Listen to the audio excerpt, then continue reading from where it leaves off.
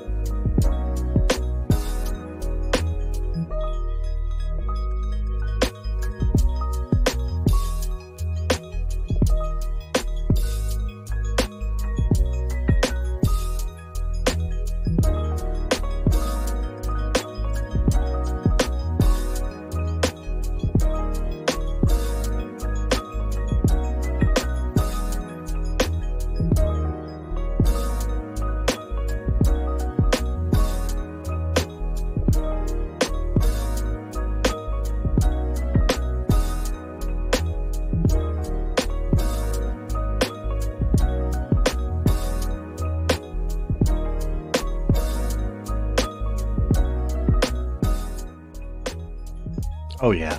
What's up, guys? Hi. Oh, you shouldn't have. Hi, guys. What's up? Oh my goodness. Hello. It's MURKtv. It's your boy. Oh, how are you guys feeling today? I'm feeling great. Guess what I had today? The consultation for a vasectomy. I'm getting a vasectomy, guys. It's happening. And my insurance covers it. No problems. Gonna get it done in August. Very excited about it. If you're a man out there and you care about your partner, keep in mind that the ladies lost some rights lately, and I just had a doctor explain the numbers to me. The safest way to prevent that pregnancy that you don't want to happen is to get a vasectomy. Heck yes, Arianthe. Derek's consultation is the 8th. I'm telling you, you guys go out there, get it done.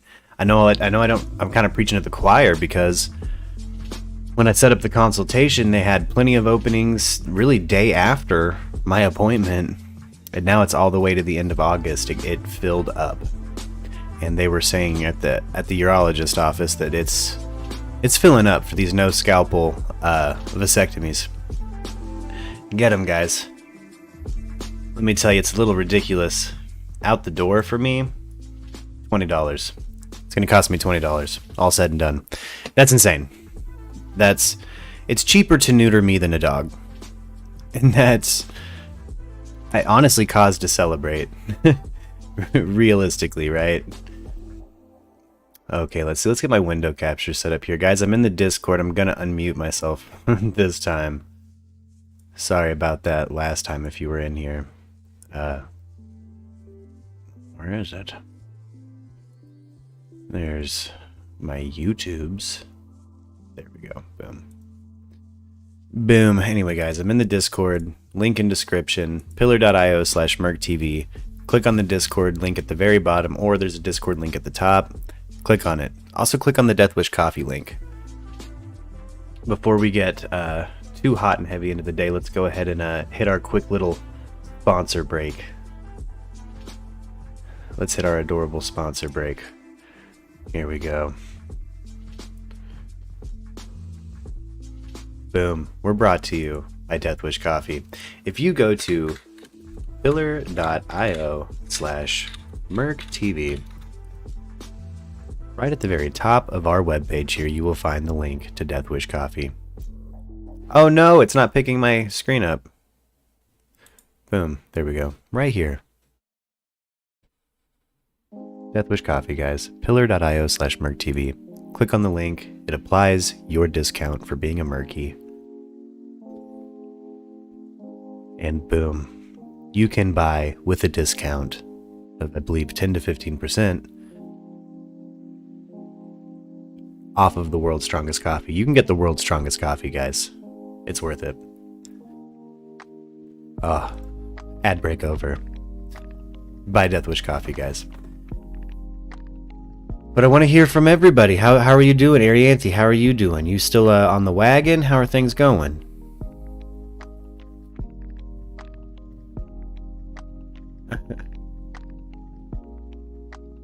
Oh yeah. Why? Why be into Flat Earth? Are there still people into Flat Earth right now? I don't think so, right? Surely not. What was that? Unfortunately. Oh man, is that still an active scene? Hello Justin, by the way. How are you doing today, friend? I'm doing alright. I had a headache earlier, but it's finally gone away. Oh, that's good. Oh, Arianti's been sick still. Oh no. A ton of people still push Flat Earth. Is Eric DeBay still at it? Hey, I hate that movement. I do not like Eric DeBay. I don't think he is. Okay. At least he's not as popular as he used to. Okay, good, because a lot of his stuff has been debunked. It's gone now. Oh, I also meant to go live last night, guys, but ended up having kind of an employee, a coworker outing. So, yeah. I ended up kind of going out last night. Had a CPR class. Got certified in no mouth CPR now.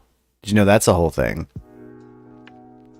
Yeah, they've completely changed how it's done, I guess. Yeah. Anybody out there who's has been certified in no mouth CPR, this won't come as a shock to you, but 200 compressions.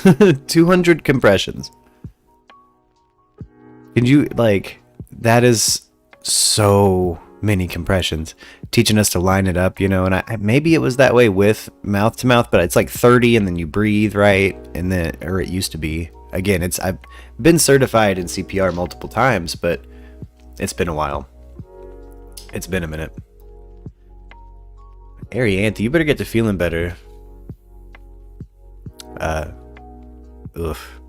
Everybody's been having blonde moments out here, and I'm wondering if it's because of fentanyl exposure downtown.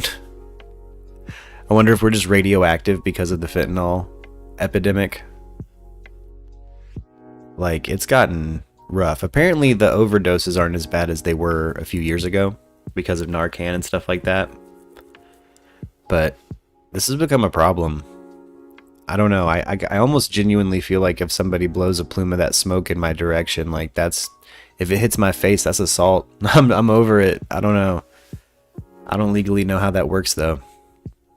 What do you do about people smoking fentanyl at your back door?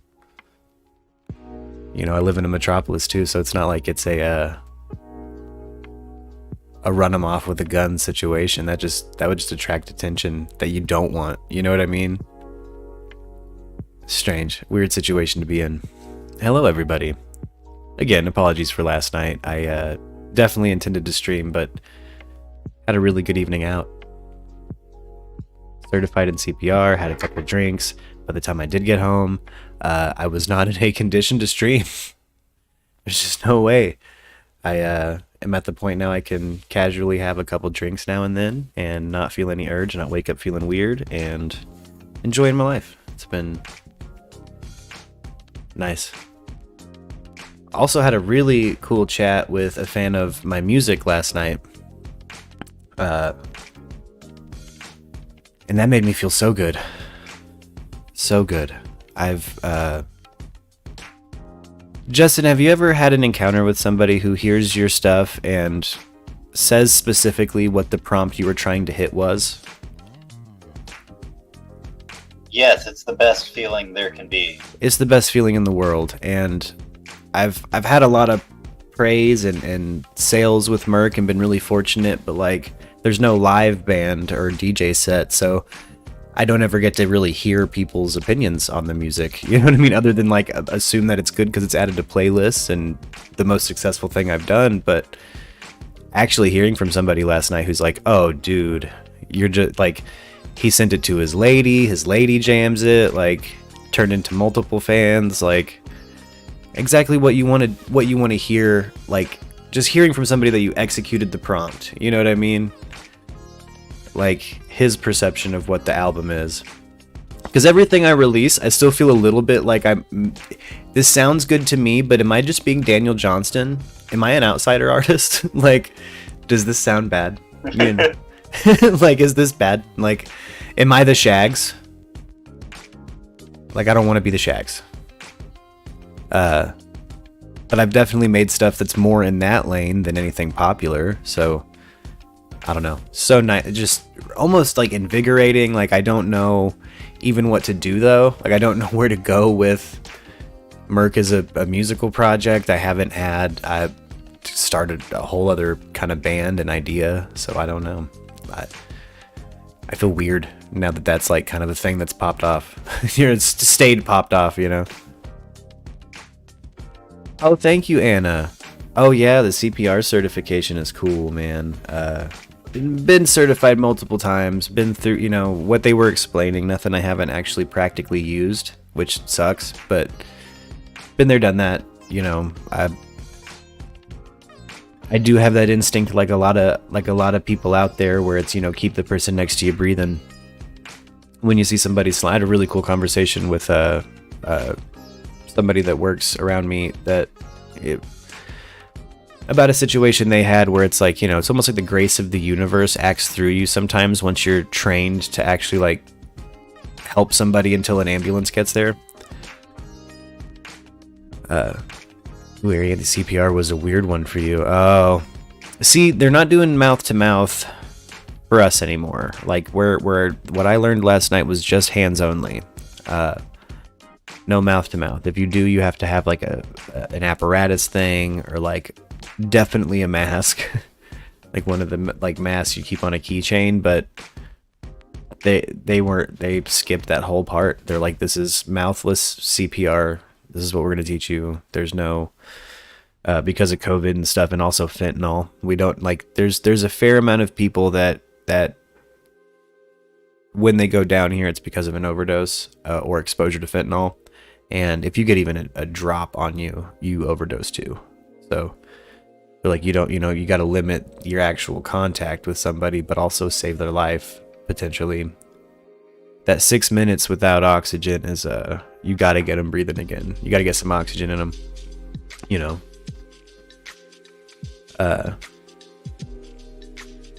Yeah, very unique. Yeah. Isn't it? Isn't it? Yeah, it's like 200 compressions. It's like it's more taxing. It's a little scarier in my opinion, but only because I'm so used to. Like my instinct would be to keep that head tilted and do mouth to mouth. Like if they're not like in certain situations.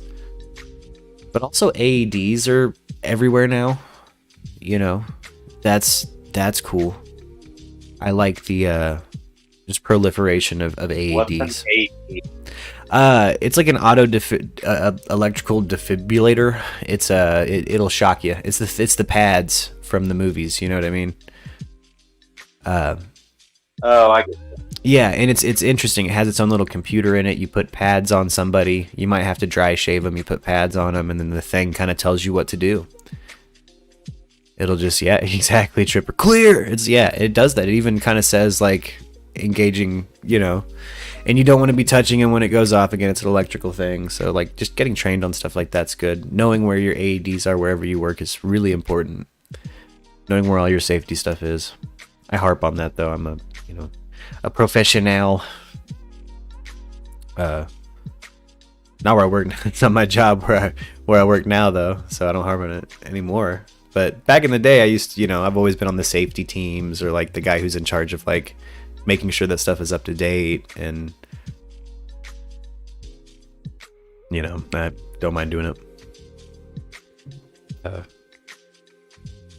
also care about the people around me.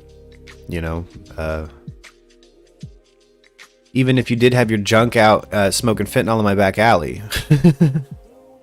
I'd still probably try to find a way to help you. We also had to talk about very specific things that happen in a venue. Like, we have a lot of electrical lines and stuff going on. So the stagehands were asking questions like, what do we do if somebody's attached to the circuit? And you know what I mean? Like, we can't grab them. When you get shocked with a certain amount, you just you clinch and you just stay a part of the circuit. And we do get a chair. Like, do whatever you can to get them off without having to put yourself in the circuit too. Blow a hole through your foot or knee or whatever is touching the ground. What up, Elson? Hates being on the safety team. Dude, it is a lot. I've had some situations too. I worked in hospitality, and a lot of stuff happens when you work in hospitality.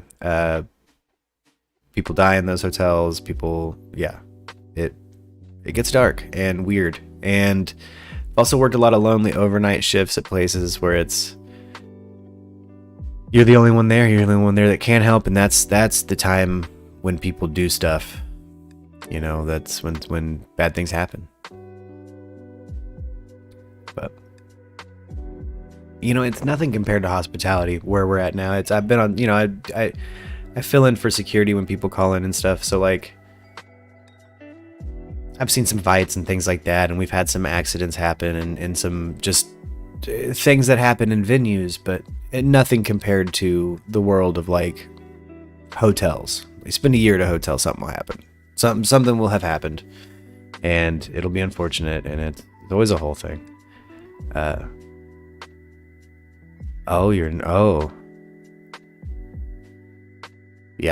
Yeah, no, see, children are getting exposed to it. That's what I worry about. Like, that's what worries me about being downtown sometimes. It's just like there's times I get headaches or thoughtlessness or tinglies in my head where I feel like I've been dosed with an opiate or something, and it's what it is I think they're blowing the smoke up into our apartment. Like, it's been outrageous. It's been outrageous. Like, I think it's a lot of people downtown, I think, have been unintentionally exposed to small amounts of it or the smoke from it, and making us all feel like hot garbage. Oh, that's unfortunate, Anna. There's that's another thing, is the mortality rate, and this is why I like that we have a couple different forms of Narcan available where I work. That stuff, you hit someone with Narcan, if they've been exposed to fentanyl, it will save their life. It will save their life. It'll be like Pulp Fiction too. They come to, the guy was warning us, if you hit someone with Narcan nowadays, they're going to be mad that you took away their buzz. They're going to be really mad. They're going to be mad you didn't leave them dead half the time too. It's like fight or flight kicks in, they fight. Gary Anthony says she's good with blood and stuff.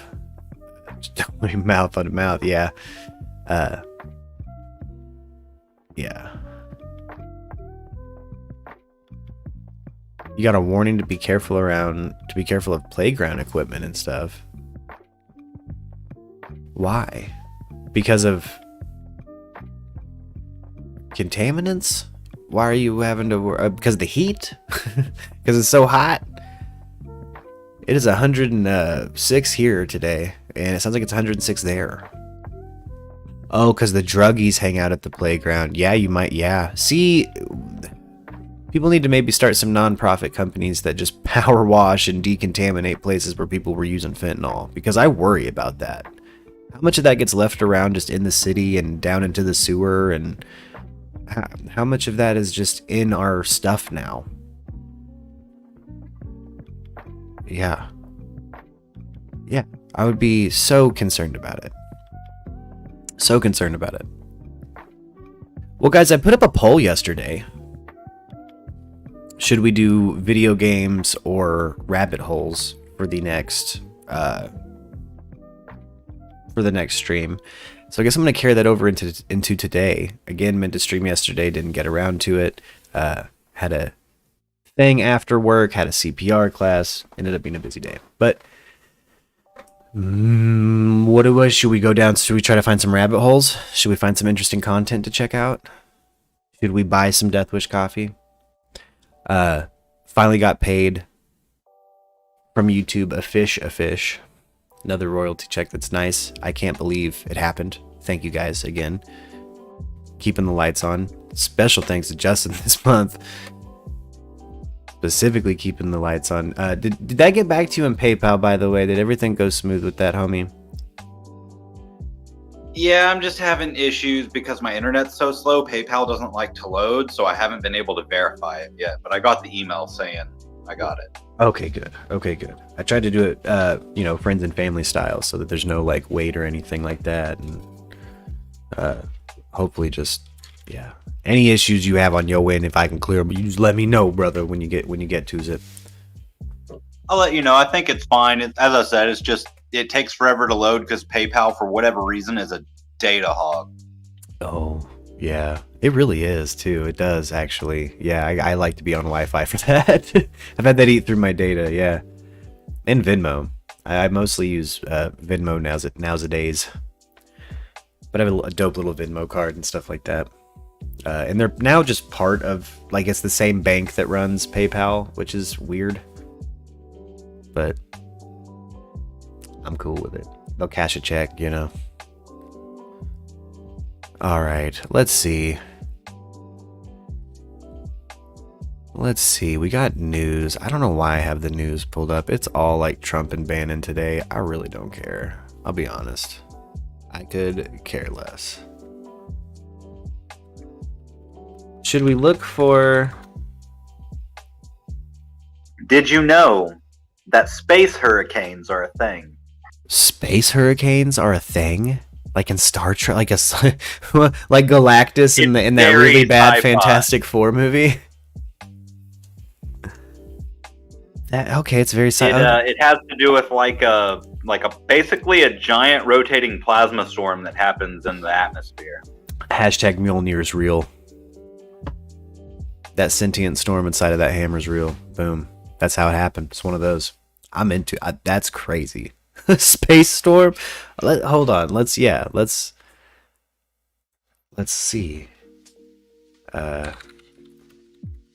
Space hurricane. First space hurricane discovered. Oh my.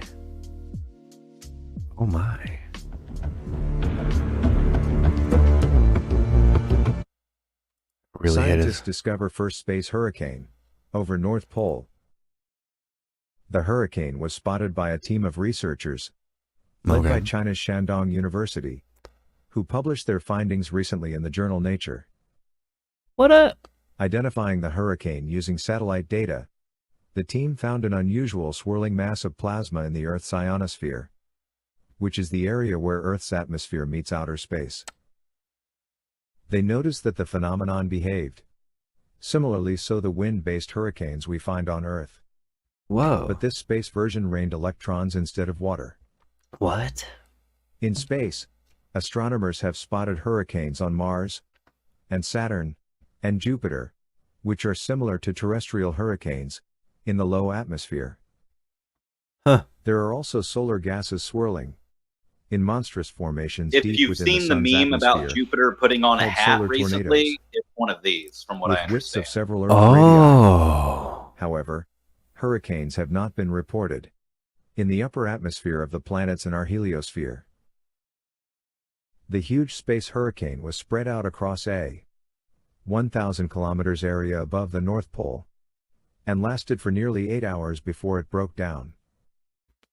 Fake It news, also Allie. turned anti-clockwise, much like It's just hurricanes koalas on and Earth in space the turtles northern out there. hemisphere, and had a quiet center, along with multiple Turtles. spiral arms. Turtles all the way down. The Turtles all the way down. observations and That's why we don't go simulations down reveal in that space. the space hurricane is generated That's why we don't by go down. steady high latitude lobe magnetic turtle. reconnection And then a baby. and current continuity during a several-hour period of northward interplanetary magnetic field and very low solar wind density and speed, the team explained. In the study, the team said the process could be important for the interaction between interstellar winds and other solar systems in the universe. All right. Tropical storms are associated. Hey, who's my with Twitch huge people amounts of today? energy. Where's my emojis? I need. Ooh, where's my Twitch cult? Is the Twitch cult here, guys? You gotta give me the tentacles. I need the tentacle emojis. You guys know the prompt. You know the prompt. Let's do this. Anyway, sorry. Energy. And these space hurricanes must be created Also not sorry, I by need it. an unusually large and rapid transfer of solar wind energy and charged particles into the Earth's upper atmosphere. Plasma and magnetic fields in the atmosphere of planets exist Oh, throughout yes, the Allie. universe. Oh yeah, Allie. You've been living a lie. There's yeah. The universe is balanced on the backs of 4 elephants, which are gallantly standing on the back of a space turtle. And below that, just a big baby. Just a really big space baby. You know, space. Below the space baby? I don't know. No one knows. We never go down. That's why we don't go down in space. The space baby knows. The space baby knows. Only There's the a reason why it's there and not below. What are your secrets? Yes, Arianthe. Yes. Yeah, everyone make a custom tentacle emoji. Mine's the eye with the tentacles. That's the cult's official sigil. But yo, you gotta have your own. You gotta have your own. I want the tentacles. I need them on Twitch. If you're watching on YouTube or Facebook, we're also on Twitch and YouTube. We're trying to hit affiliate on Twitch, so get there. We were doing 4chan deep dives, weren't we, at one point? And we were voting in Twitch, yay or nay. Should we bring that format back? Should we do that again? Should we That do? was a good one. Yeah. 4chan's always a good place for not good things. Yeah. Should we channel our inner Jonathan Frakes and do our own fact or fiction? Do a little MURKtv bologna or cheese. Is this bologna or is this cheese? Is this yay or is this nay? Let me get myself pulled up on Twitch so I can yay or nay. Yeah. Okay. We'll get to this. Let's see. Let's start with, I think we did at least the first 4 volumes and went later. But shout out Debunk File, dude, for these 4chan deep dives. These are great.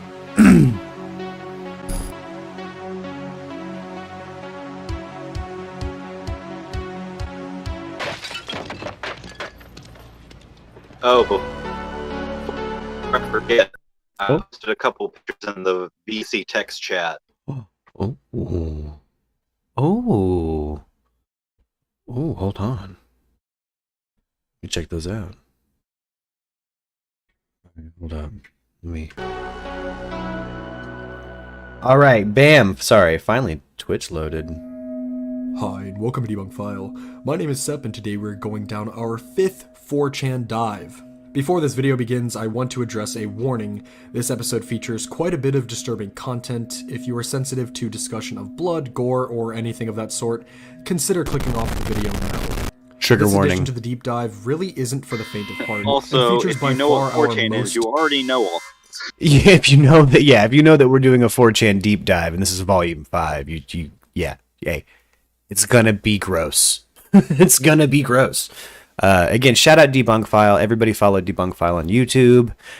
Hit that subscribe, hit that bell, hit all. Do it for MURKtv too. Do it. Could I please have just a humble subscribe? disturbing discoveries yet.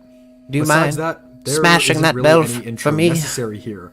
All I'll say is that if you haven't seen our previous episodes, there's a whole playlist worth of fascinating and disturbing finds before this one, so go check those out too. With all of that out of the way though, let's just get on with the dive. The mystery sheep killer. For the first post on our dive here, we Actually, before we get too deep into that one, guy, I'm still on the horse mutilation rabbit hole. Holy cow, guys. There are a lot of cults in France. Okay, let's start there. Historically, I meant to look that up. dude, historically, there's been a lot of cults in France. I couldn't, it's led me down I feel like I was, there is no Pepe Silva. I went full crazy. I could not figure out which potential cult or offshoot or evolution of cult it could still be. It's a drowning Mona, if you will, where everybody in town had a reason to kill Mona. I'm still not convinced it's not a certain ex-black metal musician. It's just Varg Vikernes Heading out there. I'll throw shade at Varg. Varg, he wants me dead anyway. It's straight up. It might be, dude. It's got to be. Something. There's something. There's a reason they're doing that to horses. But man, I'll be damned. Just like the fact that they took one eye and, in certain old rituals, they would use horse's eye. They would pluck a horse's eye out because horses were related to Odin, and Odin had one eye. See? And we all know what Varg is into. That's why, exactly, another thing. There's also several, neo-pagan style groups that are active in France right now. I'm not saying he's directly in... saying he's directly attached to it, but he might be. Let's be real. Is someone like Varg leading it? If there is a leader of that whole thing, it's somebody like Varg, minimum. This is war. Sorry, I don't. Burzum. Fuggin. we have the Burzum. mystery sheep killer. And, well, let's just give this a read. Now, yeah, Alright, so let's detectives, see. I'm gonna need an This one's a explanation real shaking quick because I'm starting to get a little bit worried. Guys, yays or nays in Twitch. Yay is for Live in rural if you think Denmark it's on true, farms nay if entire it's life. BS. Own animals, most of them being sheep. Feels comfy, man.exe. One night, hear an absolutely blood-curdling scream about 5 a.m. Words can't even describe it. Hear 2 of these. Feel a bit uneasy, but whatever. Since I live out in the country and next to a small forest, I'm used to hearing some ungodly dying screams of animals, so I didn't think too much of it. But shit was still exceptionally uneasy to listen to. Next morning. Spot nothing out of the ordinary. Day after this.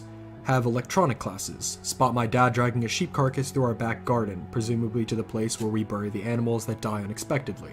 I go out to check to inspect the corpse. He's right. Not only did the thing cleanly eat only half of its face cleanly to the bone, but it also devoured its tongue and its left ear. Big as the pick I took of my sheep. Whoa! I inspect the corpse closer in order to look for the death blow that killed my dear boy. There fucking is none. Whatever killed my dear sheep did not... Sorry, what was that, Justin? This is exactly like the horse thing going on. Yeah, like the horse thing. Yes. How did we end up here? We're back to potential neo-pagan or cult activity. I don't understand. how we ended up. That's why I paused and brought up the horse mutilations. I was like, I have a feeling we're going there. When it said like the sheep, I was like, nah, no, there's something up. Do it quickly. Snap a pic and check out the spot where that, or it's found the corpse. processed church people. I don't know. Body, no sign of struggle. Okay, now I'm confused. .w8t. All I saw were a few feathers. Situation around the killing is too unusual for it to have been one of the many eagles/hawks in the area. No, Plus, yeah, no way. They never attack animals of this size. If it would have been a huge fox or some shit, it wouldn't have only targeted the face. A fox is the only animal in this part of the country where this shit would even be possible. Even then, it seems highly unlikely. What do you boys think it could have been? I don't know. Squirrely uncle. I don't know. No, stuff like that. I'm at a loss for words, honestly, here. What in the world could have possibly done this to the sheep? As you can see, the skin is just straight up gone and only bone remains. Yeah. There isn't too much we can add on to here because, honestly, we don't even know what to say. We definitely don't know of an animal that would kill a sheep this meticulously. So if you have any other theories in the comments, please write them down for us. So what do we think? Okay, let's do a yay if we think it's like an actual legit spoopy cryptid or something, and then hit a nay if you think it was just a human. I'm gonna say it was probably just some humans. I'm gonna say nay. It's not thick biggie. Our cryptids wouldn't do that, right? I don't know. This is human behavior. So I don't think there's anything magical or nefarious necessary. If it's magical, it's because humans are trying to do magic. Because they're moonlighting for Satan. You know. They don't understand sympathy. Exactly. Just insane. I mean, but yeah, I'm gonna say this was human. This was some human stuff. I'm gonna vote nay. Ugh. For now, going with nay. We're just going. Yeah, but if you think it was a cryptid, let me know what cryptid you think it was. Because chupacabra sucks goat's bloods out, doesn't eat a goat's face. I don't know why it would. This is wild. Continue the dive. Wild. Get my voice back. The next post on our dive is very, very short and very, very to the point. It simply says, I found this in the depths of NASA's high-res photos. Can anyone explain it before I never sleep again? Oh. In the photo, this appears. Pictured here appears to be some sort of extraterrestrial squid-like creature. I don't really need to explain why this is such a huge deal, but what I did want to get to the bottom of was, of course, if this was real or not. Because who knows, maybe this is some superbly done Photoshop. If it wasn't that, I wondered if it was some sort of smudge on the camera lens, but it seems way too detailed for that to be the case. I mean, I don't know. Smudges can be pretty detailed. Image search it, and it's not fake. The original picture that the OP found is actually some from kind the of Apollo 8 plasma expedition all the way event. back in the 1960s. Yeah. And I was able to find a whole arc. article. Yeah, now that we know about like space hurricanes, it could be something like that. Like just plasma spinning around our magnetosphere. About this phenomenon on cognitomatrix.com. Honestly, the article doesn't give too much in the way of new information and actually gets pretty ridiculous towards its ending. Yeah, that's not a squid. A good job at Nay. explaining that this photo was actually quite a big deal upon its discovery. The biggest takeaway from this article, though, was a quote that it took from a Russian scientist in an article. That's a space hurricane. 1997. The scientist stated that such materials for the same laws that enabled the birth of life on our planet may have been aggregated and involved in some form of life, adapting to extreme conditions such as those of the universe. These organisms are called Zeroid. So yeah, the scientist was basically arguing in favor of organisms being out there that adapted to the severe conditions out in space. I mean, it's possible. And We this know photo here that may be we know that tardigrades can survive out there, but like through this strange like hibernation stasis thing that they do. Like it's not like they're living out there. So no, I don't think that's, we know now because of some stuff we learned today, shout out Justin, that Earth can have plasma hurricanes outside of the atmosphere. So that's a plasma hurricane. an example That's just Earth sneezing, baby. of that. I'm not sure how ready I am to say that our And on that definitive zoom in aliens of the tentacles, it looks like lightning arcs, which is Yeah. what plasma does. Yeah, it's Designed raining electrons. Which is what they said happens. And that plasma discharge. Yes, exactly. Our solar It's just an Earth sneeze. system lies right here with this image. Nay. But I will say that it seems a lot more convincing than most of what I've seen. If any of you have any theories as to what is going on here, again, we'd love to hear it. Boom. Space hurricane. It's plasma sneeze. Uh-oh. The chlorine gas test. Guys, The next post is simply known as I have a lot of experience with chlorine gas. Unintentionally have filled a room with chlorine gas before. Gassed myself. I have absolutely been overcome by chlorine before. It's not fun. It is a bad time. I've not been hospitalized for it, however, because I was able to get out of there and get to some air pretty quick. But yeah, chlorine can mess you up, guys. the chlorine gas test. And again, as a quick heads up, this post contains some very disturbing content. With that being said, let's just get into Guys, this one. trigger It begins with our warning. OP stating that they need to test out a gas mask. And after that, they show that they are creating chlorine gas, asking what could possibly go wrong. Just a few minutes later, the absolute worst that you'd think of when seeing this happens. Uh-oh. Oh, they did it like in their Holy bathroom? fucking hurts, might have to go to the hospital. Over the next few minutes, we get to see updates of our OP skin quite literally melting off right before our very eyes. All while other users are in absolute disbelief and worry about what is occurring before them. The last post made was simply, "Goodbye, K." And that's it. The OP was never seen again, and in this instant, it's probably safe to assume the worst.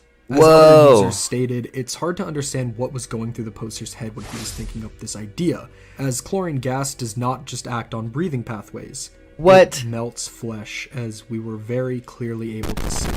I looked for possible Ugh. articles in the sort about this in order to get some confirmation, and I was unable to receive that. But in this instance, there really isn't much of a mystery. Rather, what we just witnessed was one of the most tragic and disturbing things I have ever seen on the internet.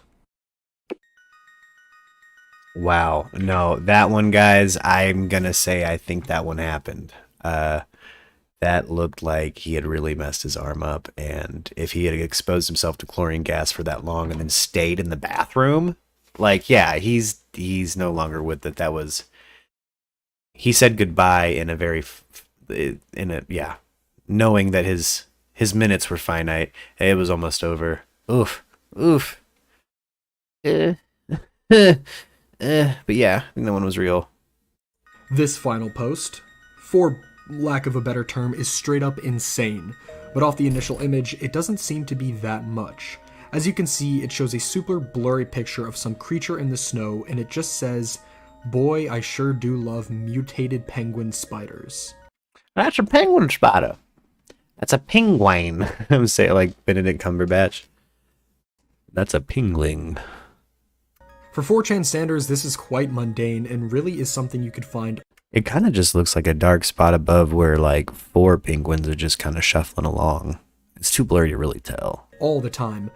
But when reading more in, it gets, well, extraordinary. The OP states that they are the foremost expert on this subject, and that their father was stationed in Antarctica at McMurdo Station. They end the first message by saying, "He's told me things. Y'all want to hear some fucked up shit?" After saying, It's always a story from a dad.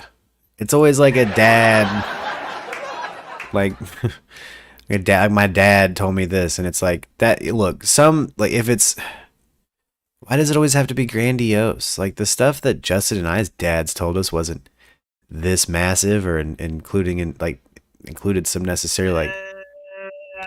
Well, that's true. Okay, so sometimes the government is involved, okay? Sometimes the government is involved, but we also grew up really close to Mena, Arkansas. So it's it's different for us. There was a lot of crazy stuff that happened in our area back from, well, really from the 60s into now, but some of these people, it's like, I don't know, dude, your dad was a forest ranger or something, and I don't know. I guess I'm really just still reacting to the Bigfoot story, because that one video we watched with the Bigfoot dude, it was like, I don't know, man. I don't know. His story was it was interesting, but I don't know. Did a bunch of big feet die during the Mount St. Helens eruption? I don't know. Maybe. Did we try to help them? Do we speak their language? I don't know. But that dude's dad said 100% we do, and that happened. This post follows. Some background. My dad... But the way, I don't know, it's also the way that guy said it, too, and the way this guy's saying, like, my dad worked for Nintendo. Like, yeah, I get it. Your dad worked for Nintendo. Like, my dad's a he's the camp counselor. My dad is a doctor, was stationed at McMurdo for Why is he a camp counselor? Was he 18? Here because he was the only doc there and y'all could track me down. Frequently, we went out on scientific expeditions. First and foremost, there were some areas people just didn't go to. They weren't environmentally hazardous, they just were avoided for one reason or another. When my dad asked one of the researchers who had been up there for 10 years, he went pale and told him to shut up. It was about 30 miles south, 10 east of McMurdo. I heard somebody. They took a 5-mile detour around whatever the hell was there. In the following comments, however, he mentioned some creatures that his father saw. Thirdly, there were the Striders. Big 5-legged things that crawled across the continent at night or in snowstorms. The There were sightings Striders. from the military personnel there. The Stormbringers. In the U.S. Navy. My dad had a Polaroid of one of these footsteps and Blizzard walkers. Dakars they had, and it was easily a foot deep into the snow that was already packed down from a 10-ton truck. Ew. He was asked a number of things, but most notably and commonly was asked about just how big these Striders were. According to the OP, these things were absolutely massive. The OP mentioned being told that the footsteps were at least 30 to 40 feet apart and claimed they were 7 to 8 stories tall with 5 legs instead of 2. Yeah. Insane. There was another story he told though, and this was a very specific one. Like Morrowind Striders? I don't know, never seen them. KK my guy. So as I said, my dad was a doctor, got yelled at by a superior officer who said they didn't need none of you unwanted smart types around here. What? Guy was a prick and hated anyone who wasn't a grunt or a researcher. That leaked to my dad that he was the replacement for a doc who had snooped around, tried to scare my dad and shit. Guy was a total douche. One day, a guy who my dad knows for a fact isn't at McMurdo or any of the nearby bases comes in, escorted, with severe lacerations. He's told that the guy fell. My dad calls bullshit. The cuts were too clean to be ice or rocks, plus no debris left in wound. Guy's delirious, and while he's under anesthesia, starts talking about things he probably shouldn't be saying. Something about, we let them be loose, interdimensional. and they were frozen when we thought they were dead. Well, if they're interdimensional, how could a volcano mess the Bigfoots up? Why would they let that happen to themselves? They could just portal out. I don't know. He starts to say something else, but the guards yell at him to shut the fuck Very up possible. and gag him. That's right, they gagged a guy who was only getting oxygen from a mask. My dad flips it and rips it off, yelling at them and asking what the fuck they are doing. The guard sticks his M16 in my dad's face, forces him back to the quarters, and doesn't let him out till the dude is patched up and waiting on the next plane from South America. People were, of course, really entranced by this thread, as are we, but of course, many asked for some semblance of proof, especially since all there was up to this point was the absurdly blurry picture that I don't the know. initial post have. Believe it or not, though, Not even Polaroids can get Biggie. How could a volcano? Volcanoes don't move quick enough. Like, we're using machines that shoot light, that capture light. Biggie moves quicker than light sometimes. That's how real and how thick Bigfoot is. they actually gave some in form of a plaque. It was straight from Antarctica with their dad's name on it, as seen here, and another item which has the words McMurdo Station right on it. This left us pretty shocked. However, the story doesn't even end there either. This thread was super long, but there is one more that we wanted to mention here, and that is this. I can't get it running tonight. I'm honestly really tired after work tomorrow morning, but my dad literally just woke up and I asked him and he told me something he didn't already tell me. So people die in Antarctica. It happens. It's cold and accidents happen. Every time someone died during the winter snowstorms though, he had to wait for them to thaw and sew them back together. Similar wounds from the person who dipped in the summer, except one man, another he didn't know, who was missing his lower half. This guy was carted in by similar guards, but not the same. His intestines had spilled out and my dad had to sew on fake clothes lower half after sealing up this guy's torso. What? They then dressed him in a battle dress. The official cause of death is hypothermia, but we both know that's bullshit. His lower abdomen from the end of the ribcage down has been ripped off violently. There's shit out there, Annans. You better fucking believe it. Whoa. With these posts all wrapped up now, this was definitely the longest and most in-depth post we've ever come across so far, but some questions still remain. Really, the main question is, do we believe this? On one hand, the OP did what few posts of this sort have ever done. Yeah. They gave legitimate proof that their father was actually in Antarctica. Yeah. On the other hand, proof regarding the cryptid itself is still yet to be seen, besides that super blurry image. This raises quite a few suspicions. I'm giving both. That I don't image know. is very conveniently blurry, and while the OP did show a computer and claimed that they would get it working, since it had higher quality image of the cryptid on it, they never did get it working. And how could that really computer have a higher quality image? A lot of the stories do also give me heavy The Thing vibes, which definitely wouldn't help either. At the same time, I'd imagine it would be very difficult to fake these plaques from Antarctica. Probably fake. I mean, sure, it could be done, but would someone really waste that much time and effort for a little 4chan thread? I'd say that's unlikely. I mean, maybe the father really did work at this people really station, commit. The OP was just creating a story that they knew would have the luxury of providing real proof, thereby upping its realism. That's what I put my money on in this instance. But hey, none of us have been to Antarctica before, so maybe it really does hide creatures beyond our mind's comprehension.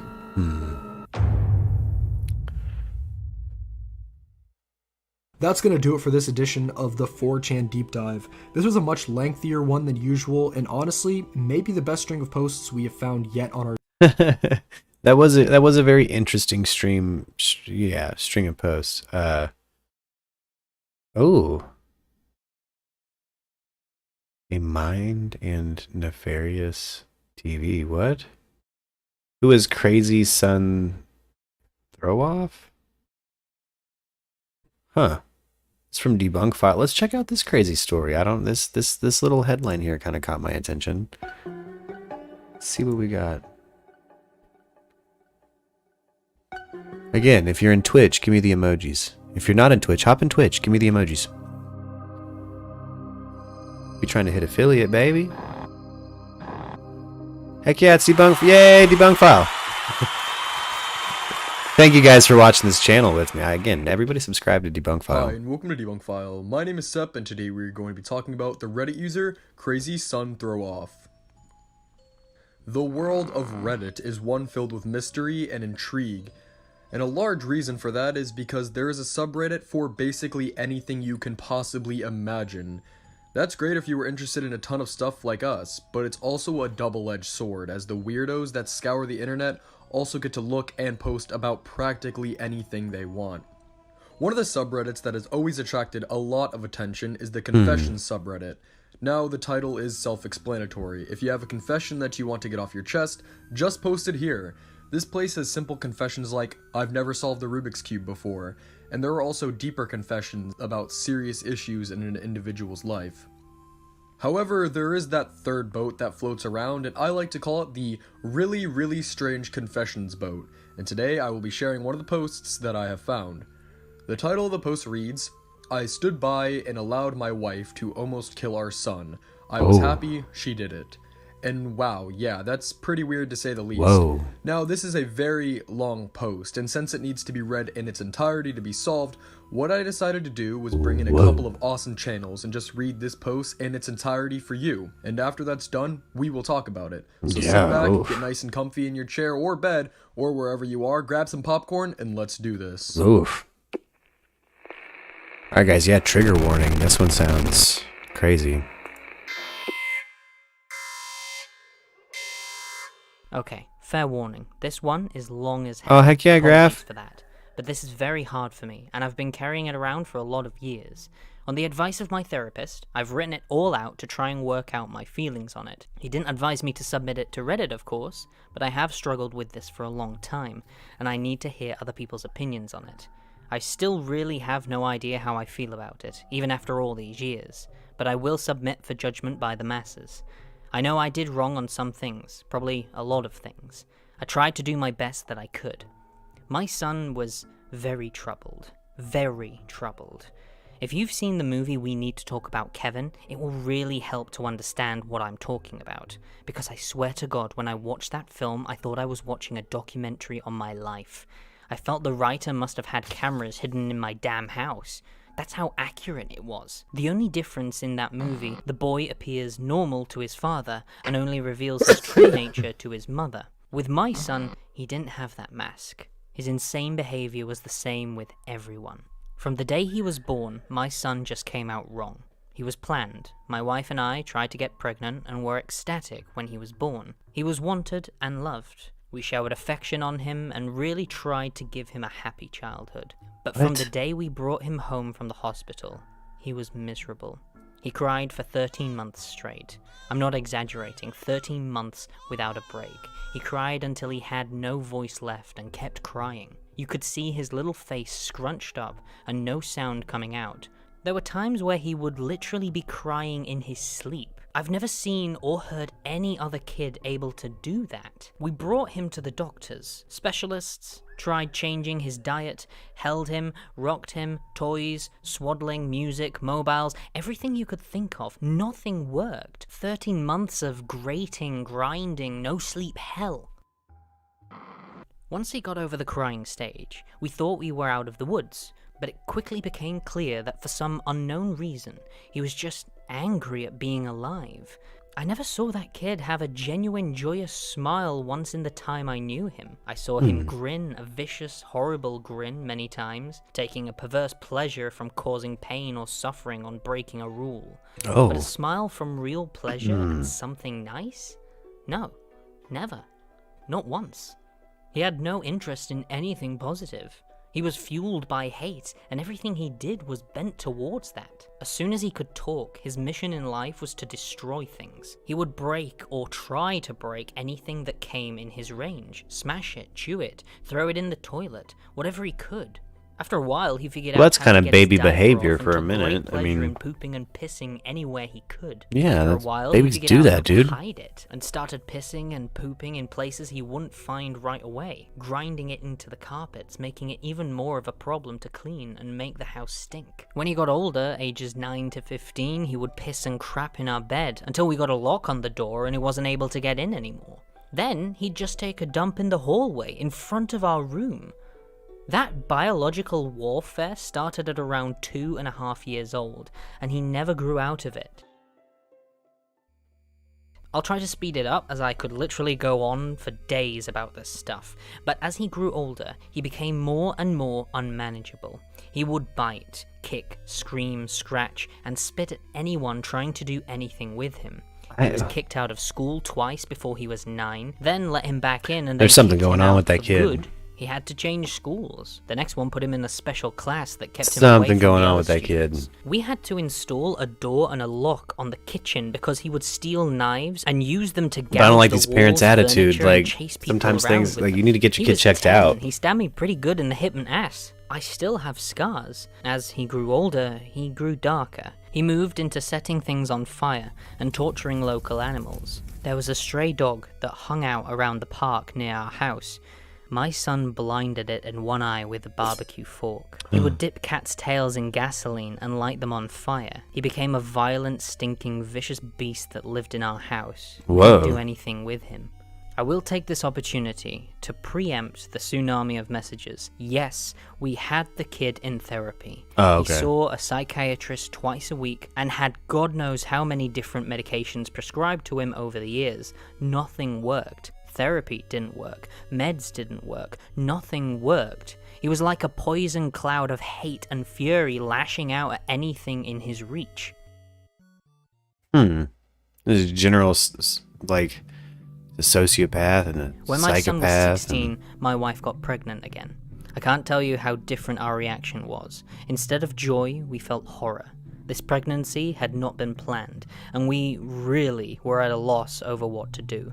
My son had been such an unending nightmare for 16 years. We couldn't take the idea of starting again from the beginning. We talked a lot about terminating. But A, access to abortion was not easy in those days as it is now, and B, my wife was very against it. We talked about my options. In the end, we decided that my wife would have the baby, and if it turned out evil, we would put it up for adoption. We knew we just couldn't do it again with another child like our son. Oof. We had a daughter. She was normal.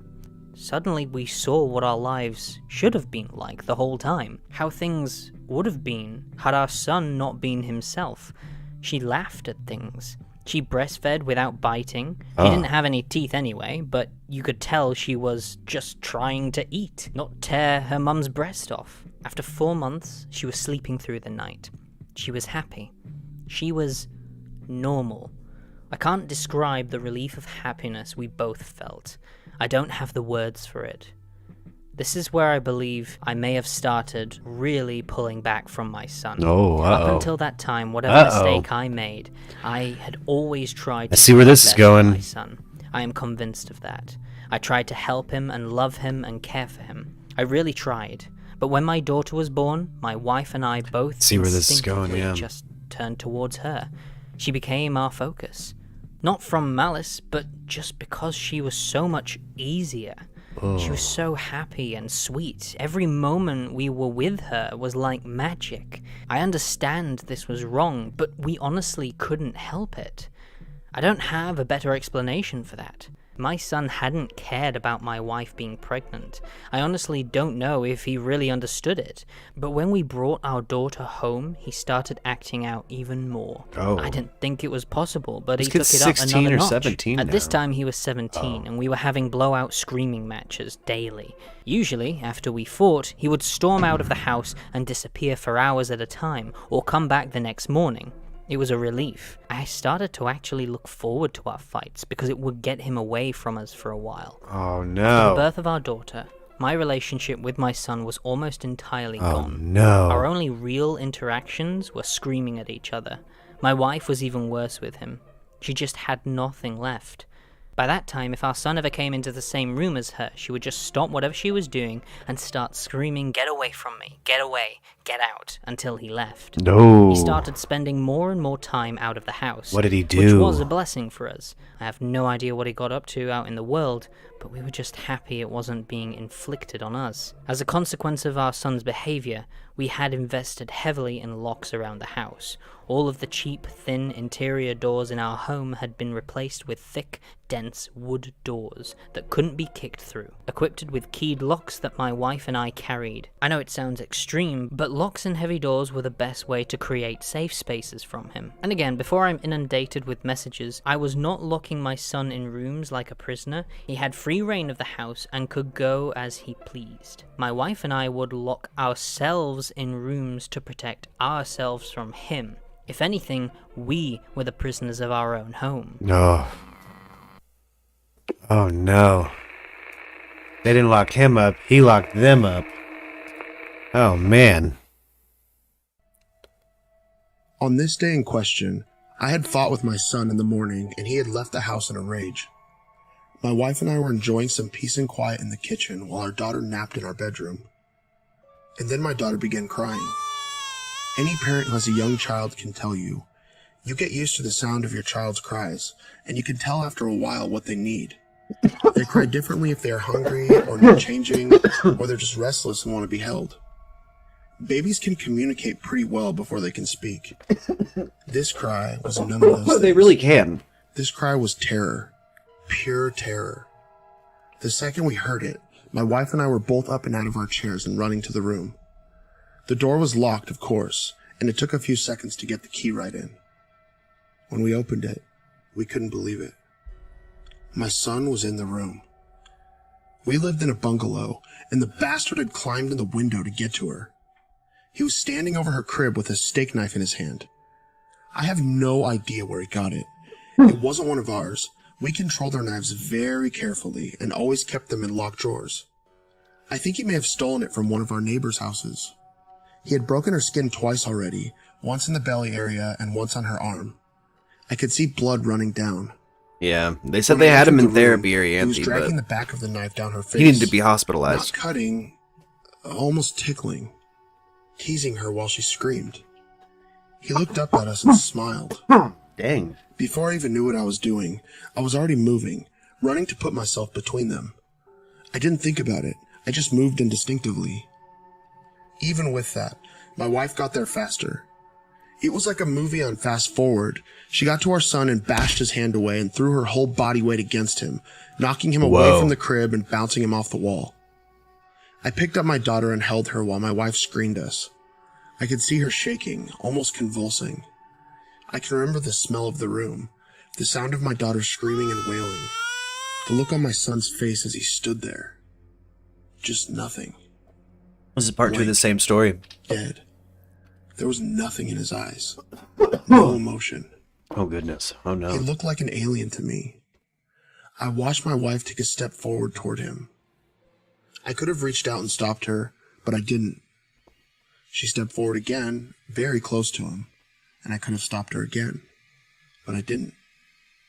She waited looking at him for maybe 3 to 5 seconds without moving, and then she punched him in the face. Now, until this point, you may have been picturing my wife as a typical woman, small frame, dainty, delicate. This is not the case. My wife does have a small frame, but dainty and delicate, she is not. Never has been since I've known her. Since her early teens, my wife has been a boxer. MMA didn't exist back then, but karate and boxing were big in those days, and my wife was a very talented amateur. She was about 130 pounds. She carried a lot of muscle. Oh, and she's she tough. knew how to punch. She went full Jennifer Lopez in enough. I had 70 pounds on her back then, and I have no doubt that in a real fight between me and her, she could have and would have pounded me flat.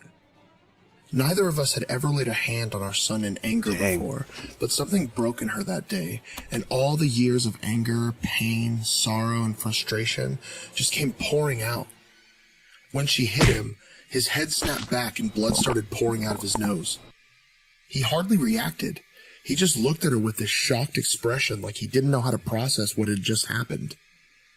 She waited another second, and then she hit him again. I could have reached out and stopped her. I could have dragged her out of the room, taken her away, calmed her down, but I didn't. I just stood there and watched while she systematically started to pound him to a pulp. Every time he brought his hands to cover one part, she would blast him somewhere else. Body, head, over and over.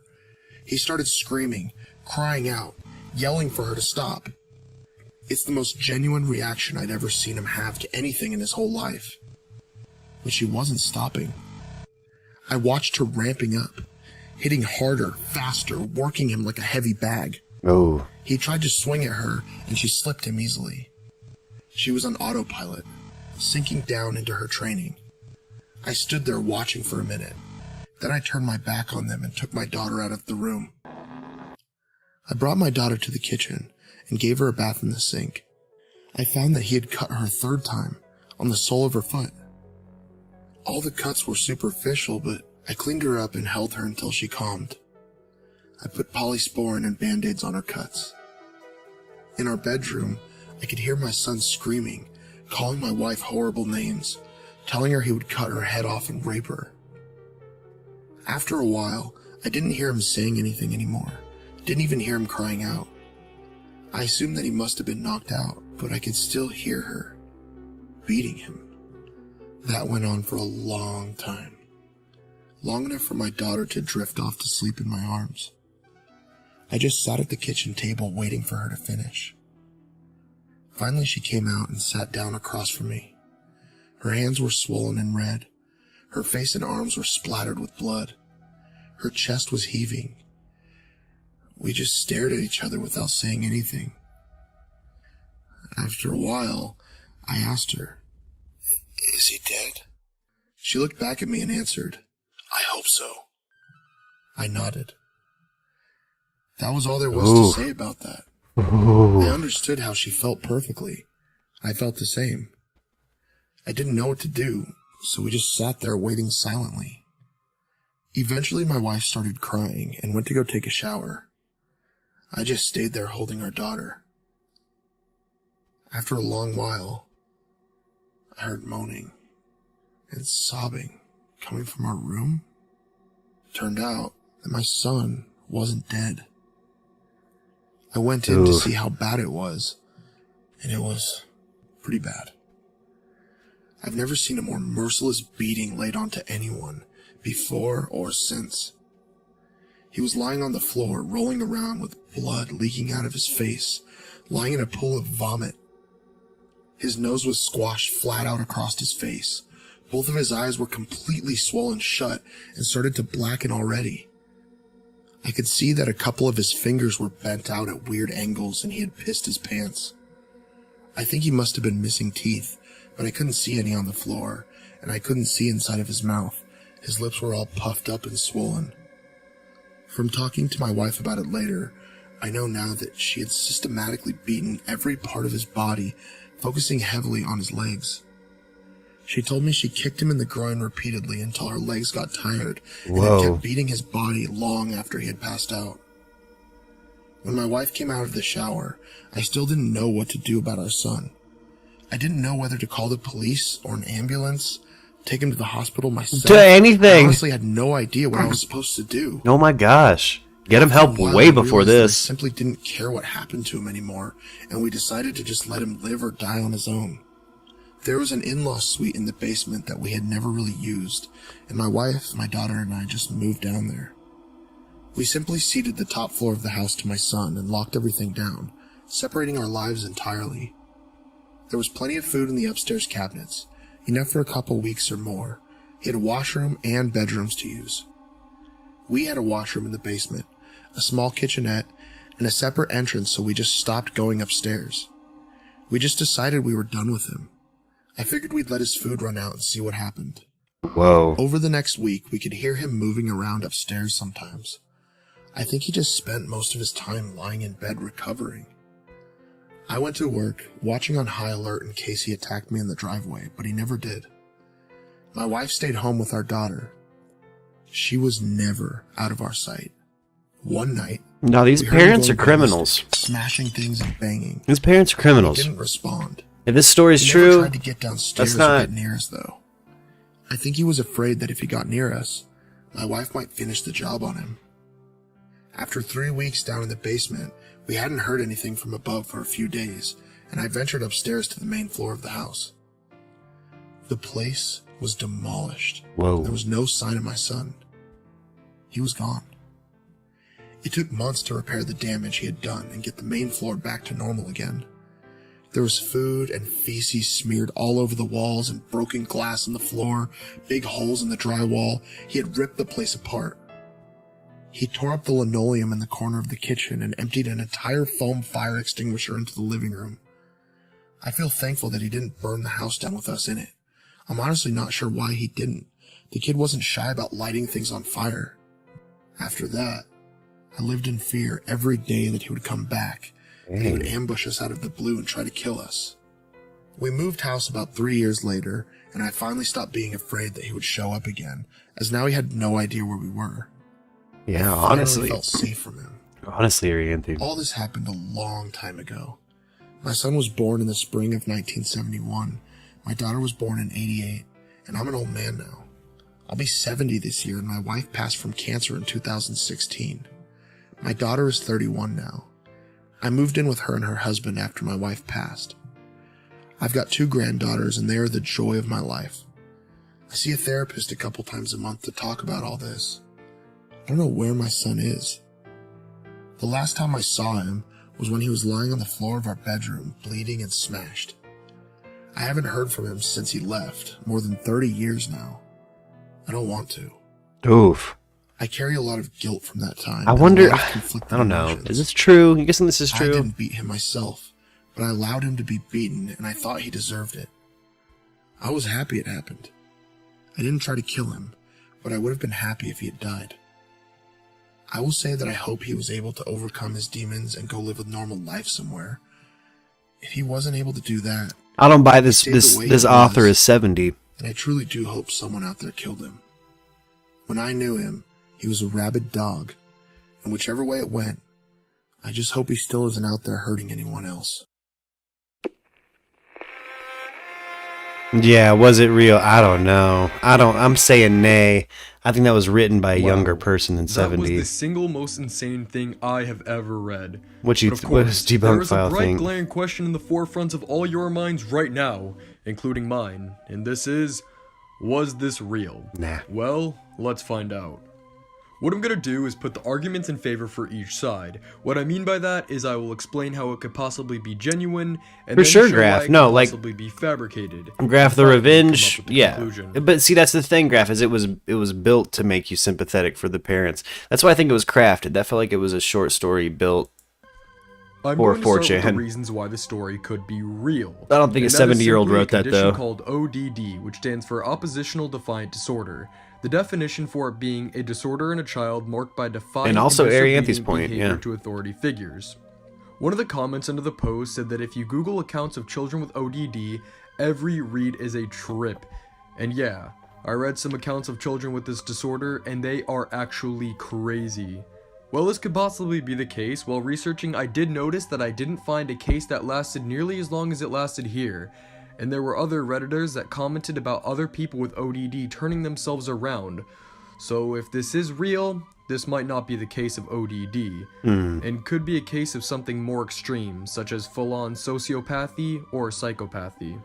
Yeah, Now, on no, to the definitely. reasons as to why this story may be in fact a hoax. Yeah, I think it's a And I'm hoax. gonna start with some small things, like the age of the man. He is 69 years old, which is definitely a rare age to be using social media. And typing the way he is, they didn't have anything. Look, guys, we see boomers type all the time. There's little mess ups. And writing a post like this.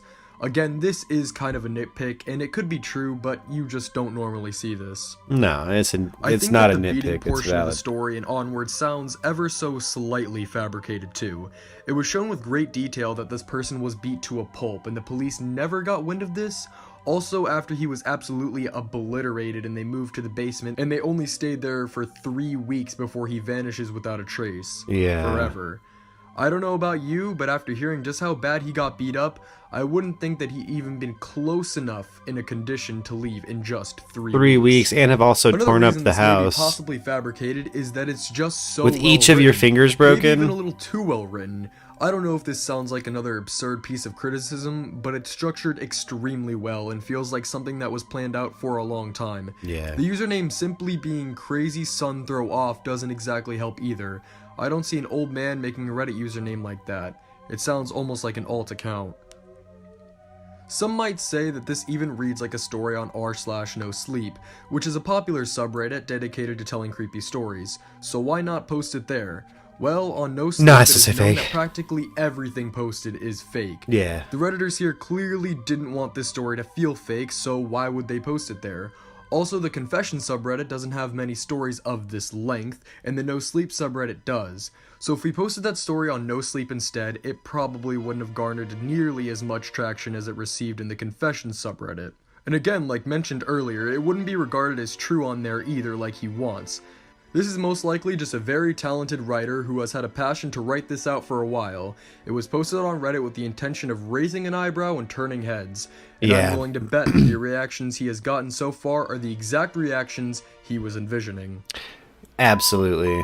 So after going through everything, it seems that we have debunked this mystery. I don't see anything in the future contradicting these claims that were just made right here. The only way this entirely shifts is if he comes out with a ton of proof regarding the situation, but that's highly unlikely. If he does though, believe me, we will be here to update you for sure. Yeah. Yeah. I got a feeling it's just not a true story. Not a true story. I say nay, and moving on. 4chan Deep Dive Volume 6 re-uploaded. It was removed by YouTube at one point. A slightly altered re-upload. What did YouTube have a problem with?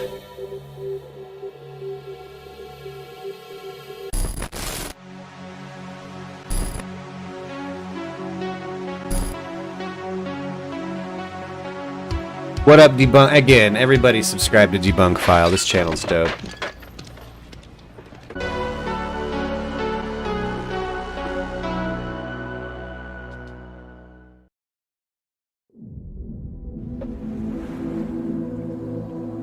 Hi, and welcome to Debunk File. My name is Sep, and today we're going on our 6th 4chan dive. What up? Once again, there isn't too Yay! much of note to say here before we get things started, so we're just going to get right into it. So strap up, and let's go on a dive. The 4chan bunker. Uh-oh. It's the 4chan bunker. Again, hop in Twitch, guys. Give me the yays or the nays. If you think the story's true, give me a yay. If you think it's false, On our give me an A. 4chan dives, we typically try to include at least one post in each video that is very well known, but fascinating nonetheless. And that will be the case here. The post of the 4chan bunker is one of the more famous threads in the website's history, and if you don't already know of it, you are in for a ride. 4chan's a nightmare. Ago, my last living grandparent, my mother's father, passed away at the age of 89. He was a World War II vet, and my mom tells me that after returning home from the Navy, he was never quite the same. In fact, he was pretty paranoid about nearly everything. I was never really allowed to stay at his house. In 1965, his wife died suddenly, with no real explanation. My mother tells me that my grandfather became extremely fearful of a nuclear war with the communists, and that he started to dig a bomb shelter out of the rock and limestone on his land. Uh-oh. I'd never seen the bomb shelter until today, when the family was going through my grandfather's belongings. Pig related, it's the entrance. I had only ever asked my grandfather It looks about cool. the dark cave one time in my life, which was when I was about 16 or so, when we got together for Christmas. He didn't really seem to want to talk about it. He just told me to never ever go there because, in his words, it's just a damn. What the word in the blank was, I've never been able to figure it out. No amount of googling helped me determine what he said. All I know is it sounded like so air. The way he said it was creepy enough that I never asked about it again. This picture's a view back towards the door after you go down some steps. When my mother asked me to go and check it out and see if I could find anything worth putting in the estate sale. To be honest, I was pretty excited. I thought maybe I'd find old gas masks, non-perishable food items from the 60s, and maybe even some forms of old entertainment that he had planned to use to keep the family busy in the event of an attack. Heck yeah, the Graf. picture is the first hallway, which curves off to the right at the end. The first thing I found was this rudimentary toilet. Ugh. Of course, time wasn't kind to it, so there wasn't much left. It had obviously been in disrepair for years. I just snapped a picture of it and kept going. Although I did have to admire the work that had to have gone into chipping away the rock, one heave at a time. Wow. But further down the hallway, I came to nothing more than a bunch of old rusted garbage on the floor. I instantly felt my heart sink because I had such high hopes for what this exploration would yield. It was just beginning to look like my grandfather had just given up at some point on his dream of crafting a shelter. But you'll notice that, in the previous picture, the hallway curves off to the left. I was expecting to hit a flat wall of rock, but instead I found a huge iron door that was padlocked shut. Fortunately for me, it had become rusted to all hell, so I was actually able to just pick up a decent sized rock off the floor and hit the padlock until it busted the entire loop it went through. Well, that's Opening good. the door was another story though. It was extremely heavy and had become rusted shut over the years. I found a shovel back in the garbage heap and used all my strength to force it open with a lever action. The only thing back here was a hallway that did abruptly end where he had stopped digging. But there was a doorway off to the right. I went through the doorway and inside, this room looked more like a cavern than a bomb shelter. As I looked around, I noticed this carving in the stone. At first I thought, oh, no big deal. Maybe he just came back here to pray or something. But that's when I started to notice that there were more carvings. Suddenly I see this face carved into the rock. There were faces everywhere. Seriously. It was as though there were a bunch of ghostly faces staring you down in that room. And did he try to make a chapel? I noticed that while the previous one appeared to be a soft female face, this one was an angry male face. And there were really quite a few of them. I don't know, probably 6 or 7. And they were all carved into the walls as though they were facing that cross carving, worshipping it or something. And then I saw this one. Unlike every single other carving in this room, which were faces, this one was clearly meant to be a skull. It seemed very out of place, since I felt that the rest of the room had religious connotations to it. Why was there a skull? Well, I found out soon enough. I happened to look down at the ground below the skull carving, and there, sitting in a bunch of concrete rubble, was a mother fucking bone. And don't get me wrong, I'm not just a fucking Nancy. This was no deer bone. This was clearly a human bone. My heart was pounding out of my chest. Oh. As I started to look more closely, I saw more bones coming out of the concrete, as though human remains had been dumped in a batch of quick dry cement or something. Then I could have sworn I heard a quiet laugh from the corner of that room. Oh. And I fucking bolted. I ran out of that room like the devil was chasing me. I ran all the way out to the shelter and all the way back to the house. Oh.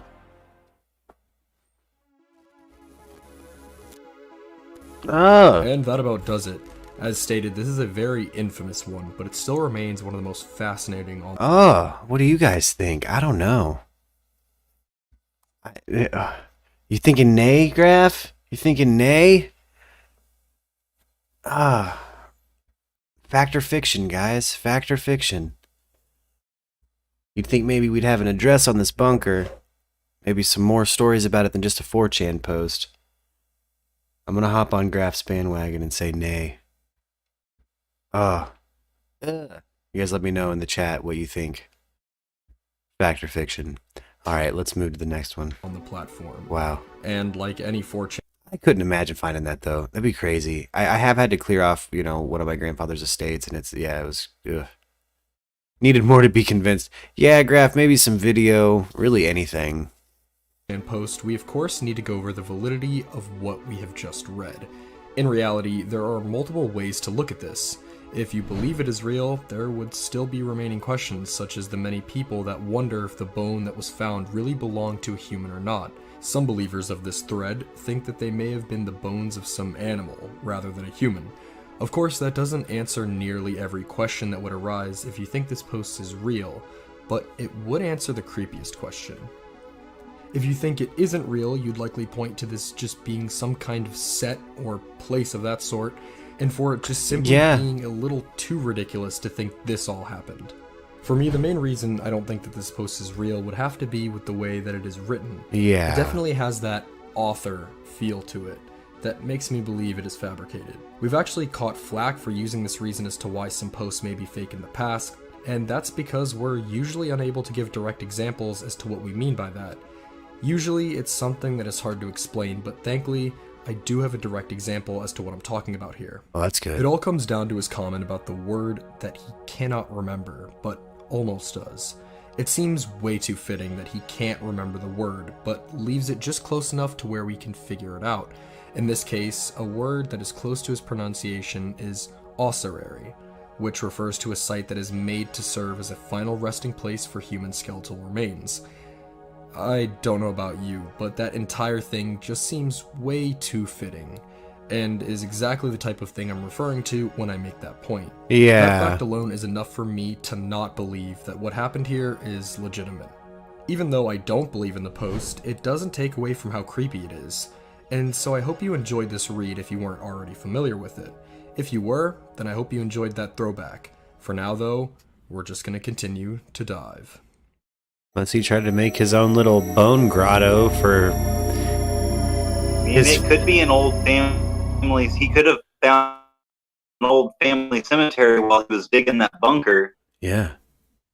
Yeah, an old family. Yeah, exactly. An old tomb or, anything. Like, just buried. Because, I know out tomb. east, family cemeteries were the common. It was, you didn't go to a community cemetery normally. No. You were buried on some family member's property that was designated for it. Yeah, my family in Eureka, the branch from Eureka Springs has a situation like that. I don't know. Huh. Weird. The Monan tunnels. Some of these tunnels. The second 4chan post of the night is one that is simply known as the Monan Tunnels. The post reads, Monan. Hi, X. On one of the recent iceberg chart threads, someone mentioned the Monan tunnels not being on iceberg. When I went to Google what these tunnels were, the only results I got was the original thread and pic related. Does anyone know more about it? Now, without seeing the image, this seems like a pretty run-of-the-mill post. However, the image in question is absolutely terrifying. Oh. As you can see, the image above almost appears to be of two men after a kill. And then repliers to this thread noticed that very, very quickly. Oh. With that being shown, now you can suddenly see why the OP wants to know this photo's backstory so badly. Is this truly what it appears to be? Or is there something else going on here? Is that a person on the ground? Well, unfortunately, I do not know. 4chan has had posts of this level of darkness in the past before, but it's frankly impossible to prove or disprove anything in this entire post. With the OP not being able to read EXIF data, I decided to read it instead, and as expected, there wasn't anything in there. What makes it trickier is the fact that the OP stated this photo came from an iceberg thread, but they also didn't link said thread at all, and finding whatever thread this came from is, well, impossible. The only other step to take in order to find the source of this image is, of course, to reverse image search it. Unfortunately, though, it also yielded no results besides the thread we were reading. So that means the only thing we can do from this point on is speculate. Yeah. Whoa. While it's not out of the realm of possibility for some iceberg posts to find some real image of an atrocity being committed, it's also very, very easy for a photo of this sort to be staged. That is also something that has happened on 4chan in the past, and maybe what is happening here too. Yeah. As for what theory seems more convincing here, what's up with their hand I'm gonna symbols? leave this one to you guys. Feel free to write your input in the comments. What kind of below group on are they what you think associated is with? going on in this image. One thing is for sure though. There's a conspiracy. That post haunted me when I first came around it, and I wish there was more to search for. With that being said, let's just continue the dive.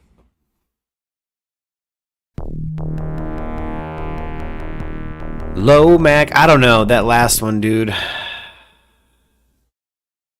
I'm gonna say yay because it looked European, and sometimes Europeans share crazy stuff. Or Russian, it looked like it could have been. I'm gonna say. Graf says no in conspiracy. I will double down on conspiracy. I'm saying yes, but also conspiracy. I'm gonna say maybe that's the French cult. They had some hand symbols and a fist across the chest, like he's Klingon. I don't know. That was a suspect photo. I need to know more before I say no.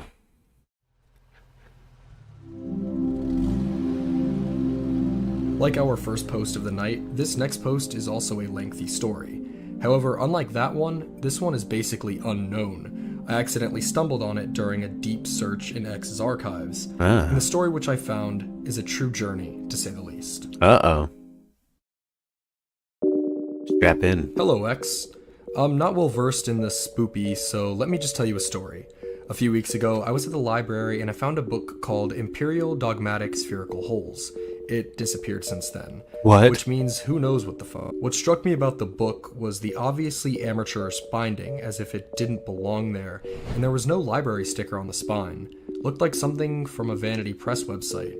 Sure enough, I take it home without checking it out, no sweat, because it looks X-ish.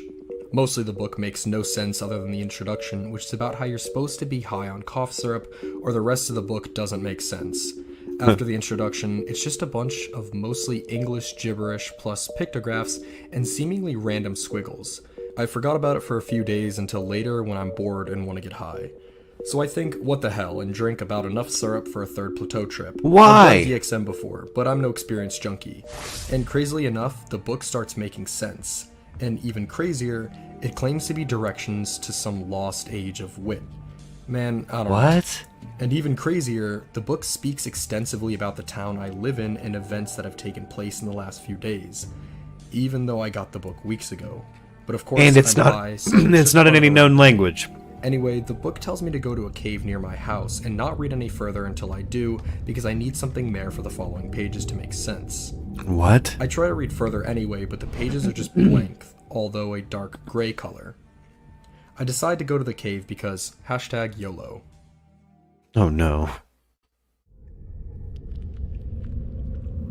When I get to the cave, the next pages are no longer gray, but instead detail some kind of Africa tear dance that I'm supposed to do. And I start laughing out loud like it says stuff like, wave your arms to the east and repeat this syllable low 3 times and whatever. By now you've predicted that I did it. Duh. The syrup feels like it's getting stronger, and suddenly I go fully out of it, and now I'm standing in front of a waterfall with a cave behind it. What? There's a creepy figure standing behind the cave, It looks a mostly featureless human with bluish-gray skin and a simplistic face as if it was carved out of stone. And the cough syrup aliens. I'm trying to set up the drama because I'm a writer, but basically what happened was this entity told me his name was Lomac, and that he was a nearly dead ancient being once called God, and that he found it interesting that a human would bother with him again after all this time. So I stand by the waterfall for what seems like forever and talk to Lomac. I don't really remember seeing his face move, but I can't really remember a voice either. It was more like I could just feel what he was saying to me, and I knew that he was male-ish. Lomac tells me that he's from a time before recorded history, when men were half men, and religious ideas were barely even coherent. It's some spirit science stuff. Ignorant of Earth, and almost forgot about it until I showed up, and after he picks my brain for what things are like nowadays, he says that he could be considered an early god of magic sorcerers. Then he asks why I came, and I tell him about the book. He doesn't know who wrote the book and says that he barely knows or cares how it worked, but that if I feel compelled that what I'm experiencing is the truth, then it would be possible to revive him on Earth if I want. So why not? We spend what seems like another eternity by the waterfall, and he supposes that he needs a sigil now. So I make the thing, I post it in the OP under his direction. What? I guess that's the official sigil of Lomac now. He says that he expects nothing from me as his prophet, and having a large mass of followers does not concern him. His mantra the whole time seems to be, expect nothing, and he was generally a really chill, possibly imaginary dude to talk to. What? Yeah. No, you just got... Trying to wrap this up. You can get really high. And I hate typing them even more when nobody's going to read them. Lomac details to me that specifics to make an altar for him, and various other nagging little details that gods apparently care about, although he seems less strict than, say, traditional religious scriptures. I'll post some if anybody cares. Eventually I wake back up at the cave, but the book is gone. I'm still blown as fuck on the syrup. It felt like I had a moment of clarity while at the waterfall. What? Now that I'm back to the real world, I'm high again, and I can't even think straight. What? I make it back to my house, and a little later drew the sigil on my computer, plus wrote various things I can remember about the experience, and thus concludes this epic tale of, I still haven't made an altar, bought anything to try this out, because I'm broke at the moment. So, what was it, X? Some degenerate's drug adventure, a demon pretending to be a god, an actual forgotten god. 100% a degenerate's drug adventure. Like, what? My guess is that he learned about grimoires, maybe read a couple of them, and then got way too high and had this little mind adventure. Yeah. Yeah. And who just listens to a book that seems handwritten that says, hey, drink cough syrup before you read this? Like, especially considering how it allegedly looks. Like, why would a book that looks like that tell you to drink cough syrup? Why? There's no... Like, it would say take some mushrooms or consume these random mixture of herbs. Why would a god, a supposedly ancient god, hide himself away in a bottle of DXM? That's crazy. It's crazy. That's crazy behavior from that dude. Of ancient times. Let's see. Let's see what Debunk File thinks. Your mother's tulpa? I don't know much about occultism. Does anything of this sound even remotely familiar?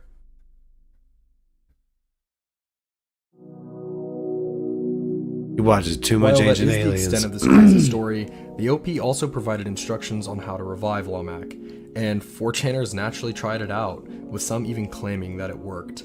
Now, that doesn't really prove anything to me, as anybody can just say it worked, and many people on the site would just say that to go along with it.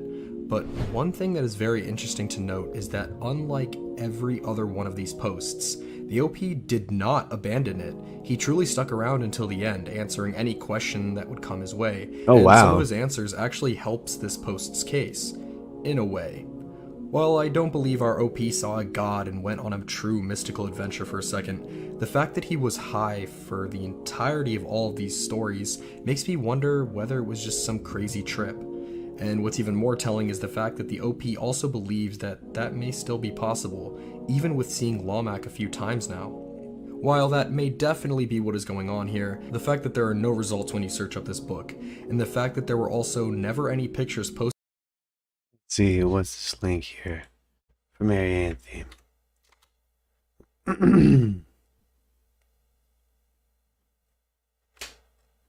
Oh, wait, hold on. No, I can't, because the video. Nope, sorry. Of the book, it majorly hurts the likelihood of this story too.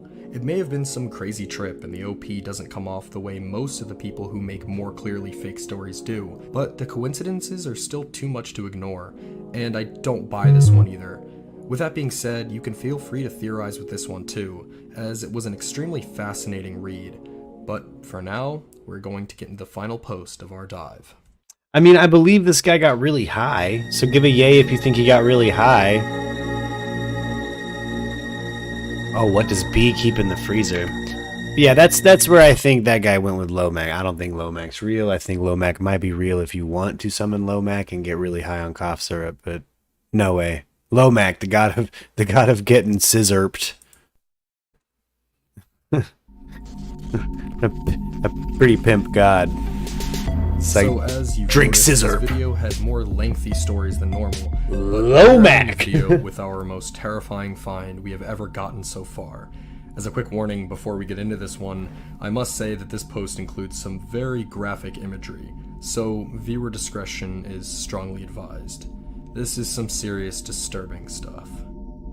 It is simply known as, what does B keep in the freezer? And it begins with a very simple question. What does B keep in the freezer? Guess what's in mine? After this was posted, the board did what anyone would and began guessing. Some of the answers were as simple as cake, and some of them were as disturbing as a cat. But one of the guesses was a body. And the OP immediately chimed in and said that they were right. They said, well done, and showed what was in that freezer. No! No! Before the users was quite literally a severed leg. People asked like a whose blurry. leg this possibly could have been, and others asked to see more, and more was what they got. Was Lomac one with a hand that even had... Was Lomac an Olmec god? That's crazy, Anthony. No, I think they were about to play some Ancient Aliens on that website you sent me. Whatever Hidden Remote is, it looks like they're just kind of pirating the occasional clip or something. The random board scribbled on it, It confirming... looked like they were about to play some Ancient Aliens. I was like, oh no, I can't. The leg was right in front of him. These weren't just images taken... They're going to strike me for it.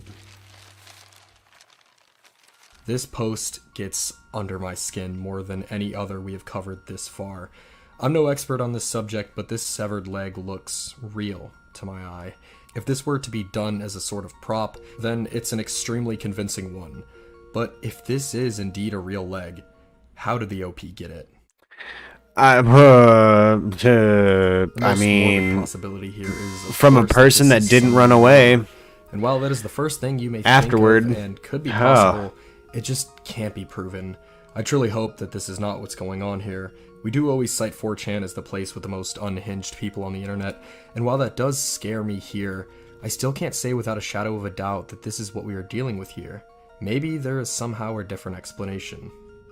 Another likely theory as to how this person would have gotten this leg would be if they were a mortician. Obviously, that would give you access to bodies, although I can't imagine why would they come across if you completely take a severed whole legs too leg? often. No. But what do I know? Whatever No. the case, I'd like to think that this theory is more likely than our first one. And You'd have to be a doctor that amputates or is dealing with an amputation, and why would you have it in your freezer? No, that was just maybe a creep or somebody hopefully with a prop. What do you guys think? Fact or fiction? Prop, or are serial killers trolling 4chan sometimes? Yeah. Hey, be sure to get some Death Wish coffee, Graph. I feel like they're on darker places. You feel like they'd be on darker places? Like they'd maybe be on the deep web and not on 4chan? Yeah, exactly. Oh, you're kind of R2D2ing on me. But is that better? Yeah. Much better. Yeah, like they would be on like a deep web thing or like a different, I don't know, like a more hidden forum than something like 4chan, which is popular, you know?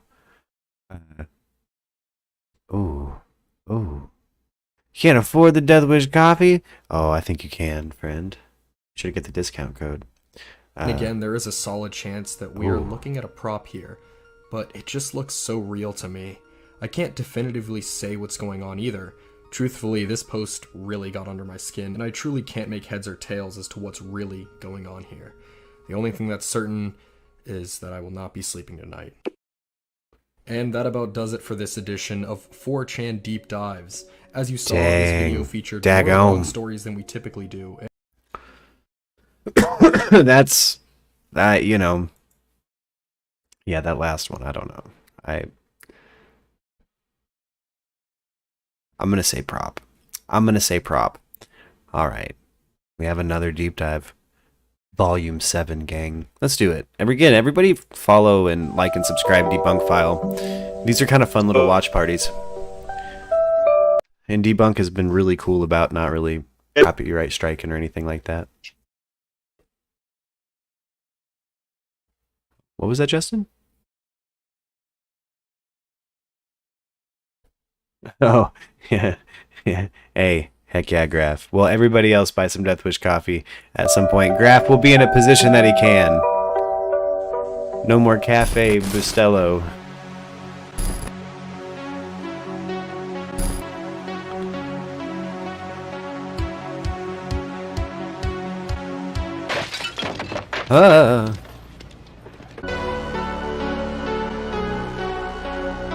Again, everybody like, share, and subscribe to Debunk File. Hi, and welcome to Debunk File. My name is Sep, and today we are once again going on a dive. If this is your first 4chan deep dive, then welcome. We've had a lot of newcomers find us through this series, and I'm sure there's some more here as well.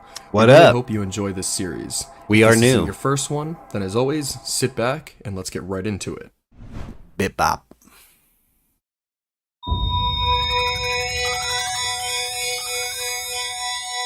For our first post of the night, technically this may be cheating a bit, as the 4chaner in question found a horrifying discovery on Facebook, but nonetheless, it is something that must be seen. Even on the Facebook post, it shows somebody that had also found it, and wasn't the one that originally posted it. Regardless, this is what it says. Facebook isn't letting me share this and I wonder why. Not my post, just sharing it. Weird. I wasn't gonna post this, but I can't stop trying to figure out what the fuck this thing is. I heard something scream at like 11:30 last night and went on my side of the yard and found this thing. It was dead when I found it. Share with your friends. What is that? This is the main question people are asking, and with 4chan being, well, 4chan, naturally a ton of people thought it was some sort of extraterrestrial creature. Especially with the admittedly very strange claim of Facebook not allowing the post to be shared. Yeah. Thankfully, reverse image searching the images in question yields many results. As you can see, there are a multitude of articles about the situation, and with that, there are a ton more alien claims. I feel like maybe a fetal deer gone wrong? The sighting of this creature came very shortly after thousands of people reported seeing a UFO right in the area. I was also able to find the actual original posting of the creature. So it seems like the theory that this is actually some sort of alien is actually by far the most popular. But is that really what we are seeing here? Is this very post the proof that we have always been waiting for? No. Well, it isn't admittedly too likely, especially when stacked up against some other theories. The other main theory that I've seen is that this is some sort of fetus that was likely attacked by a predator, hence the disfigurement.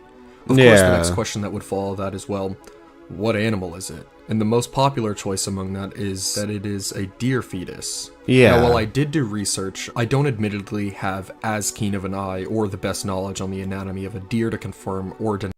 Yeah, where we grew up, we see a lot of deer and stuff. Justin, what do you think? That looks like a deer fetus, like a deer fetus gone wrong, or it's just the top half. Highly plausible. Yeah, like this doesn't seem like, deny that theory. No, but I will say that it is much more plausible than the alien theory, and it may also be able to explain that screaming too. Beyond that, some people even wonder whether it's a cryptid, or if it's fake entirely.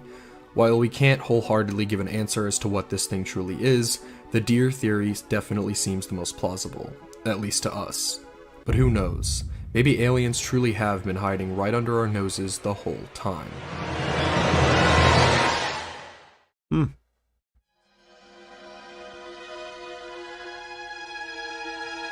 The Artflow AI haunting. What? Quoi?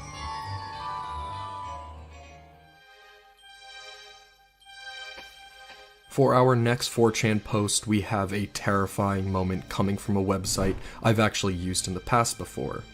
Hello. Before I delete all traces of this, as it gave me an odd and unpleasant feeling, I wanted to write about it here so it is not lost forever. I recently found out about a website called artflow.ai, where an AI generates portraits based on whatever text you input. For fun, I tried all sorts of words to see what would come out of it, including words like Jesus, God, and Satan. First of all, the generated results surprised me. Satan especially, as he looked exactly like the appearance he had in nightmares I experienced a while ago. Since the website can only keep 6 generated portraits at a time, I wanted to save this batch I generated, including the Satan portrait. Well, when I went to look at my folder with all the saved images, the Satan portrait changed. All the other portraits were identical from the website except Satan's. I wish I was making this up, but I swear I'm telling the truth. His hair had become messier and more gray, as well as his beard. His skin tone changed and looks more cracked.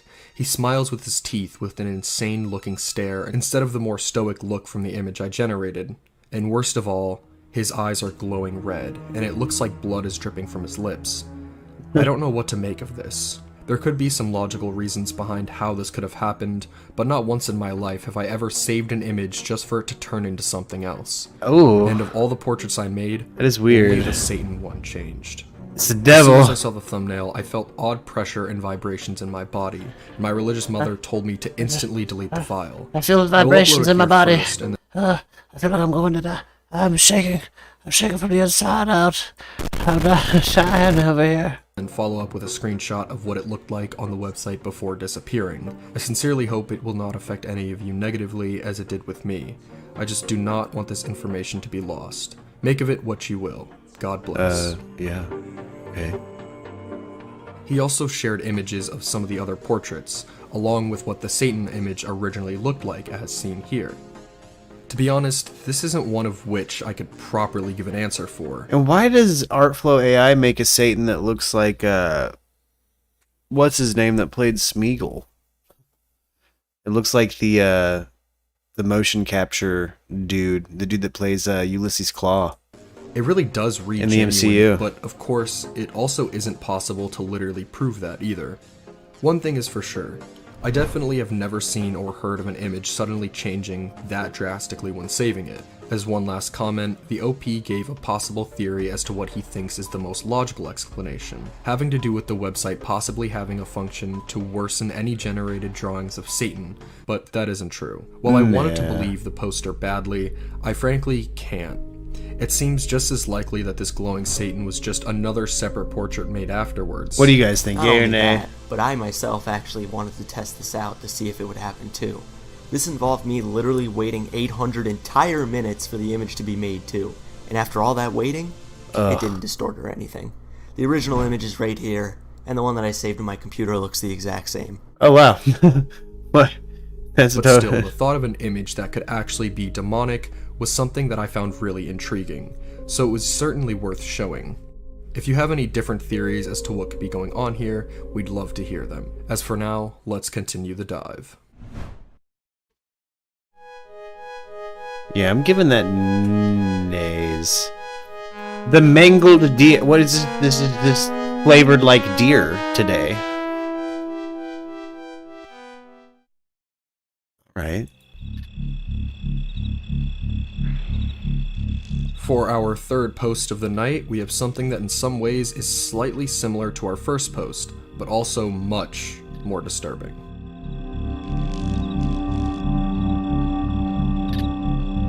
The day before yesterday, I was out walking alone in the woods in northern Scandinavia. Yeah. I suddenly realized that the ravens are making a hell of a racket fighting over something. I figure it's probably a cadaver. Since I know the landowner, I figured I should investigate and inform him if I find anything odd. So I start walking over to the approximate location of the suspected cadaver, and sure enough, I see something lying on the ice of a frozen creek, a bit further ahead. It's a deer. I start noticing puddles of blood around the cadaver in the snow, along with tracks that indicate a short but brutal struggle. I take a look at the cadaver and see it's a small roe deer. The odd thing is that it's in immaculate shape, with the exception that the neck has been eaten. Nothing else on the cadaver shows any sign of injury. It's kind of weird it just ate the neck. Whatever killed this deer, it wasn't wolves or an eagle. be So I kneel down next to the cadaver Yeah. to have a closer look. That's- I reach out to move its neck You're to get right. a better look at the bite marks. And That is straight up cat behavior. That is cat behavior. That's what they go for first. Yeah, eat just the neck. Snap that neck, eat a little bit of it, leave it for later. that's when I realize it's still warm. Uh-oh. And not just lukewarm, it's full body temperature warm. Yeah, you're near Now, you're it's near a pretty cold bobcat out, or something, about homie. -13 Celsius, Mountain with strong lion. wind chill. So it would have only Yeah, I don't taken know a what short they while for have the out cadaver there. to start freezing. Yeah. But even the blood on the ice was still liquid. Whatever killed this thing is still around here somewhere. At this point, I get really paranoid and start looking around, but I don't see anything. It's a big So I cat, take a you closer dingus. look at the bite marks on the neck. The large It's a blood big vessels cat. and the trachea have been bitten off I very promise. plainly. It looks like I something promise. cut them with sharp scissors. So whatever killed this deer Justin has is very right. sharp, scissor-like teeth made for cutting through flesh efficiently. I look for tracks in the surrounding area, but I can't find any that make sense. The largest paw prints I find nearby are only slightly larger than fox prints, and it certainly was not a fox that killed this deer. I don't feel like staying any longer, so I snap a few photos and get the fuck out. On the way back, I call the landowner and tell him about it. He walked out there about 45 minutes later, but he never found the carcass. He found where it had been, and then he found drag marks. 3-kilometer long drag marks Oh my. that Oh lead no. over a frozen lake he didn't want to cross. That is. I asked him if he saw any tracks, but he didn't see any either. Now this is really freaking me out. The only thing I think that could kill something like this is an Arctic lynx, but they are quite large and leave paw prints much larger than anything I could find, and they don't drag dead deer for 3 kilometers in less than an hour.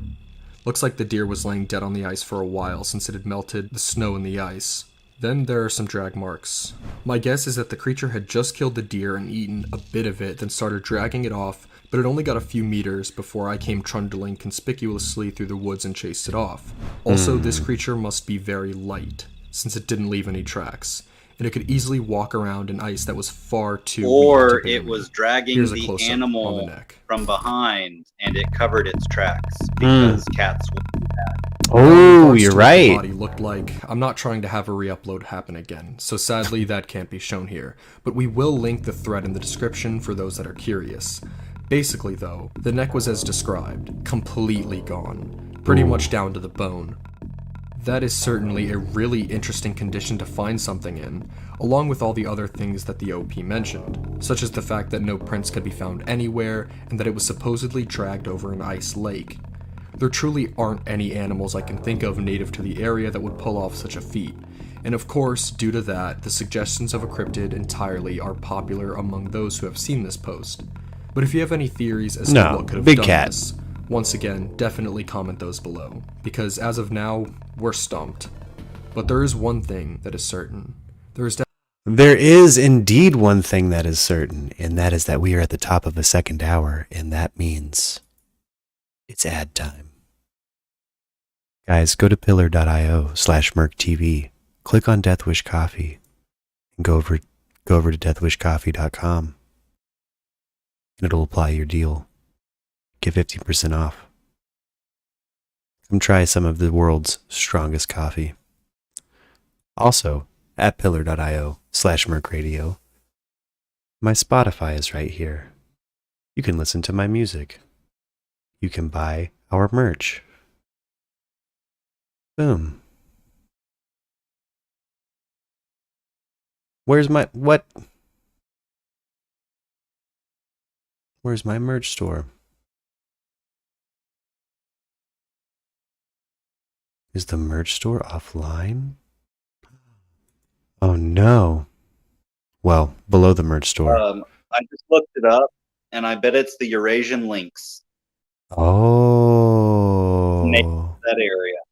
Well, it's all he said was Scandinavia, and Okay. that's a big cat that exists in Scandinavia. So that was probably a Eurasian lynx. Okay. Yeah, see, that was a big cat. It had to have been a big cat. But guys, Pillar.io/MURKtv, coffee that slaps. I like that new tagline. Death Wish Coffee, coffee that slaps. Okay, gang, I'll be right back. I'm going to take a quick break, refill my cup, and we'll keep deep diving internet mysteries as voted on by you guys here on YouTube.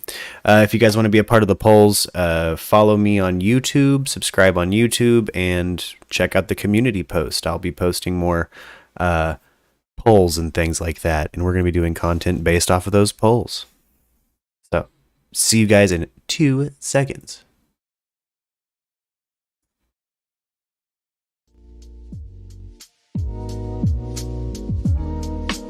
Smash that thumbs up.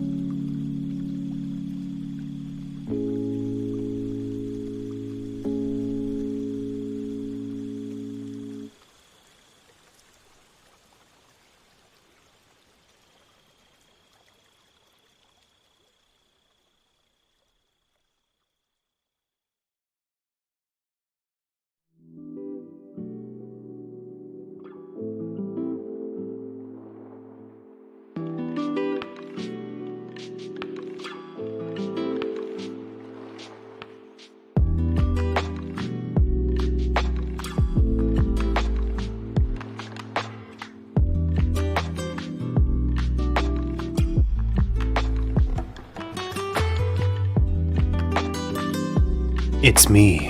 I'm back. Hello. Hello. Welcome back to MURKtv, guys. Got Justin still in here with me. What up? We got Arianthe probably in the house somewhere. What's up, gang? Let's continue down our 4chan deep dives. Let's keep just chilling, man. This has been a really chill Friday. Again, thank you guys. Thank you guys. Thank you for showing up. There's thunderstorms outside. It's monsoon season, gang. Ooh. Y'all are getting more rain than we are. Yes. Hey, thank you, Piz, for the follow, brother. Welcome to the Twitch family, man. Yeah, you got to make a tentacle emoji now, bro. Hey, new Twitch follower. Here's how. Get your sigil and join the group. Yes, make your tentacle sigil. Join us. The Order of the Broken Tentacle. I don't know. I'm still working on a name. Don't worry about it. Definitely something. back to the 4chan deep dives. Loading. All right. Let's do this. Terrifying in those woods. Oh yeah, we're still talking. This was the Eurasian lynx, wasn't it? Yeah. I bet you anything that last story we talked about before the break. That's my best guess. Yeah. No, I'm with Justin. I'm 100% with my shield brother on this one, guys. That was most likely a Eurasian lynx. He did the Google for us. Justin's playing. Justin, pull that up. Hey, Justin, pull that up. What cat you think that was? Yeah, had to have been. He called it too from the jump. Like that was like what eats the neck only. Well, that's how cats attack things. You are, I think, spot on, brother. We got to get our cat hunting gear for that cryptid. It's just a cryptid called Big Cat or Thick Cat. Thick kitty. Thick kitty. Oh, I left a light on in the kitchen. A 4channer's haunted house. Hold on.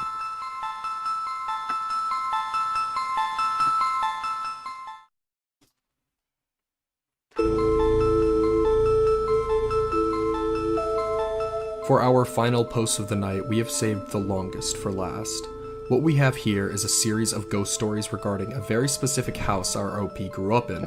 But unlike the majority of ghost stories I've ever read, these ones truly feel different.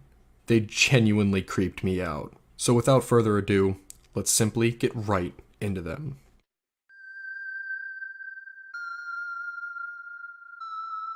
First, I'd like to make this clear, that what I'm about to say is 100% true. Oh. I'm not making this stuff up, I don't have any explanations, and I don't believe in God. I just want to share my experiences and see if anyone has been through something similar. And if so, I'd like to hear it. The curiosity burns me yet. The scientist in me has debunked all, even my own bizarre experiences. Spam us with emojis if you're on Twitch. But all the Twitch emojis. Anyway, here goes. The first React to this in emojis around 3 years for old, me. And so have no recollection of it. The story was only told to me when I was about 9 or 10, and was presented as fact. The story goes, we'd recently moved into a new house. Mum, 2 bros, and a sis. And they had all gone off to school, leaving infant me and Mum alone. Anyway, I'm upstairs doing whatever boys do at 3, and she's downstairs doing whatever mums do. So, after an hour, the story goes, I come down and ask, "Who's the lady laying on your bed, Mom?" I then go on to describe a lovely conversation that I had with some mystery woman apparently laying on my mother's bed, and then went on to give a vague description of this nice woman. Ginger hair, walking stick, I even had a name, Jenny. So my mother goes and checks. Nothing, and rightly puts it down to the imagination of a child and ignored it. A few weeks later, after we'd started meeting neighbors and getting settled in, when she got into a conversation with a neighbor named Val. Val mentioned that her mother had lived at our house for many years and had gone off to a nursing home because of ill health. She had died in the nursing home a few weeks before we moved in. She had ginger hair and had a walking stick. Her nickname was Ginny. That was the start of Ginny. Right after this, obviously, somebody suggested that they think these may be fake, but is interested anyways. To where the OP laments again about how they don't know what to believe. Before getting into the next story, one other thing to mention before getting back into these stories is that there are actually so many of them. I wasn't able to include each and every last one. Because of that, again, we're going to have all this in the description, but I figured I'd let you know that the screenshots I show aren't every single one of them. Anyways, let's get back to these. Hello, Deb. Okay, What up? Later, Welcome back, the Debbie. event, but I'm not sure how old I was. I'm guessing 5 or 6. It's evening time, around 8 p.m. I guess, and I'm Debbie, sitting what's your playing in custom the living tentacle room with my emoji? mom who's watching TV. My bros and sis are upstairs along with about 5 or 6 friends. I can hear them upstairs playing music and chatting when suddenly the music stops, followed by the heavy footsteps of my brother's friends coming down the stairs and swiftly out of the front door. My sister is crying in the background and my mom is looking annoyed at the fuss. My brothers come into the living room and are quickly quizzed by my mom, to which they both looked at each other puzzled. Apparently, in front of around 8 people, a catalog had risen from the floor near my brother's bedroom door, flew across the room, and hit my sister clean in the face. Everyone was in agreement to the events, even my crying sister. And I've low-key experienced something like that. That's spooky. from that point, the house got a reputation. That's spooky. Yeah. But it did. Last one that Pretty I'm going. freaked out. This was roughly the same year, so I'm around 8 or 9. I'd been out playing whatever with a friend called Lee, and we were arriving at my house. We walk in and he heads up to the stairs toward my room. I glance in the living room to see an empty house, then follow him up the stairs. I just got to the top of the stairs when I hear him shout, "Oh, what the fuck was that?" Not in a scared of monsters tone, but more of a fear of OMG spiders tone. I turn the corner and hear him again, but it sounds more urgent this time. Suddenly he bolts past me to the top of the staircase, apparently scared shitless. He then misses the first step, slips, and goes down the full staircase on his ass, hitting the bottom with a thump. I race down the stairs asking what's the matter, just in time for him to get to his feet. He looks straight into the living room, screams, and then runs out the front door straight into the road, narrowly avoiding being run over. His father hears this commotion from across the street and comes over asking him what had occurred. He mumbled something to his dad, then went into the house. I later knocked on Lee's door and was told, "I'm not allowed to play with you anymore." And he never did again. From that point on, friends were where Debunk Files door knocks are so realistic. I thought someone knocked on the window. I'm on a 2nd floor. Like, there's no way they could knock on this window. Wow. Yo, your audio, wherever you're sourcing your samples for your knocks, homie, Debunk File, dude. There's a conspiracy. Those sound like real door knocks. area of coming to my house. I'd just like to add, Ginny never harmed me and I never felt threatened. I thought of her as a protector and my sisters would joke, "Yeah, she likes you." Apart from the book hitting my sister, nobody was harmed. People saw/experienced things in that house and I'm just glad to share some of it.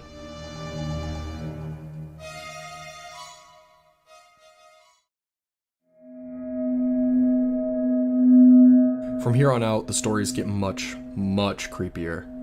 Later that year, we had a fire in the house. A bedside lamp had fell over and had set a duvet alight. Firemen were called at God knows what time a.m., and I stood outside in my pants with my mom and siblings watching the small blaze being tackled. The cause was never explained, though it was obvious the cause was that a lamp had set a duvet alight. Anyway, fires happen, so we'll ignore that. Anyway, a few weeks later, we go on a caravan holiday for 2 weeks. We had no idea what we were about to come home to. We arrive home and it was immediately obvious that the front main window had been smashed. We enter the home to find it in shambles, food packets strewn around the floor, beer cans, etc., talc powder/flour all over the floor. We'd been burgled. By kids by the looks of it. We've been It looked burgled. like they had a pretty good time making a mess before they left. Anyway, nothing was stolen because Mom had clearly left any valuables with neighbors and friends, but the house was a mess. Actually, my BMX was stolen. I'd had it only around 2 weeks, so I usually forget I ever had it. A neighbor confirmed a few nights ago that they had heard the sounds of breaking glass, then hours later, it seems they had returned to have an impromptu party at my house. Neighbors had heard noise, but didn't know the source until the next day. Anyway, the neighbor asks, "Did you have somebody looking after the house for a few days?" Apparently, the day after we left for the caravan holiday, neighbors had noticed a figure looking out of the windows during the day. At night, they reported seeing a silhouette through the curtains, again apparently keeping watch. We never found an explanation, and soon after we moved house. I loved that house. It will always be my true home, and I'd move back there tomorrow, but I swear on my life, my kids' lives and my family's lives, and they'd agree that the house was haunted. Things didn't stop there, though. LOL.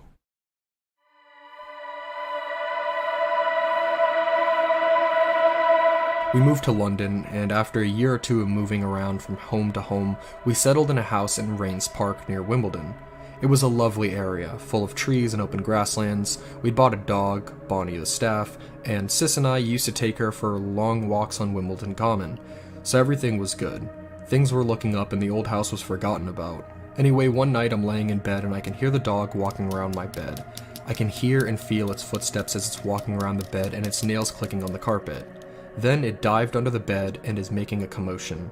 I can feel it pushing the mattress up from under me, so I say, "Oi, Bonnie, what are you doing? Come on, get up on the bed."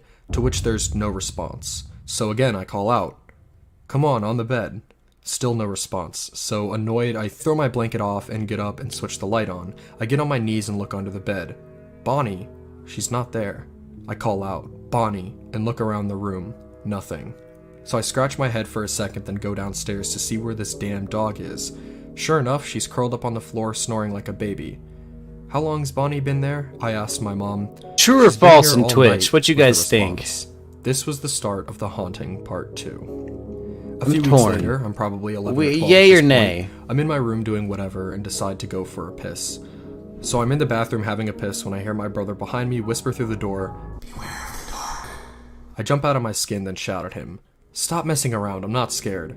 He'd often mess around, so I finish my piss and go looking for him. Nothing.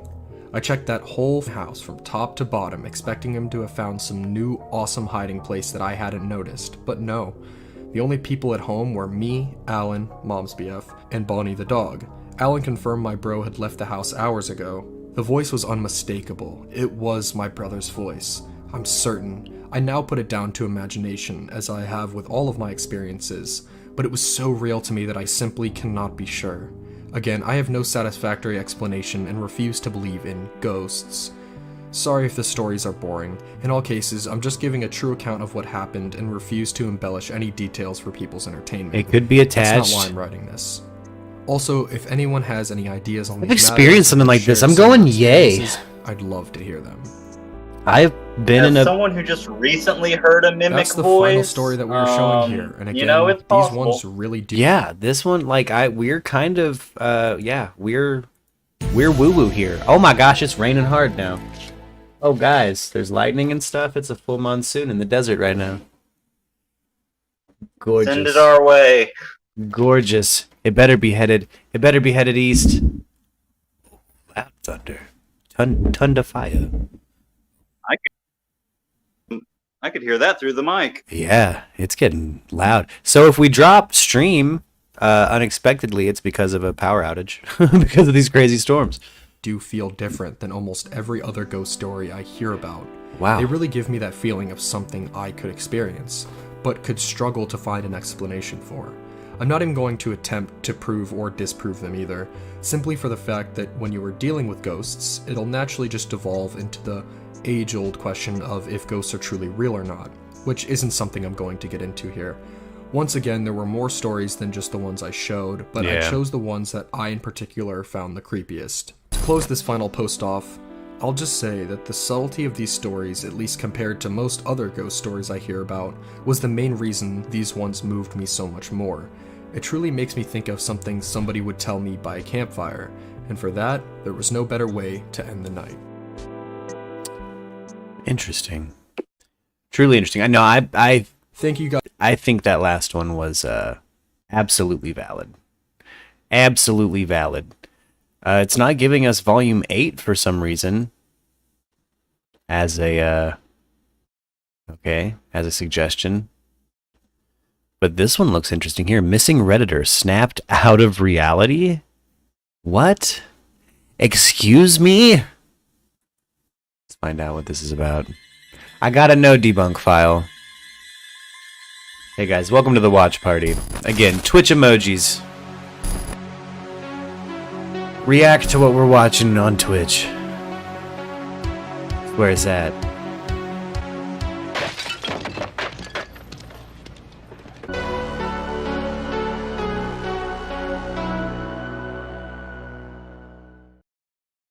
And subscribe to Debunk File. I can't say it enough. I like this channel.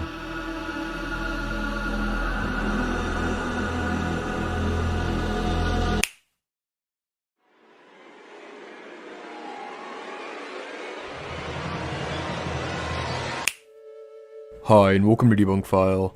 My name is Sep, and today we're going to be talking about a Redditor who, with the snap of a finger, vanished off the platform. Did his voice get abnormally lower all of a sudden? It got lower. He got deeper. Let him not going crazy. Yeah, no, he's been working on his mic. You can tell he's working on his voice, his YouTube voice. He's really kind of getting there. He's finding it, you know.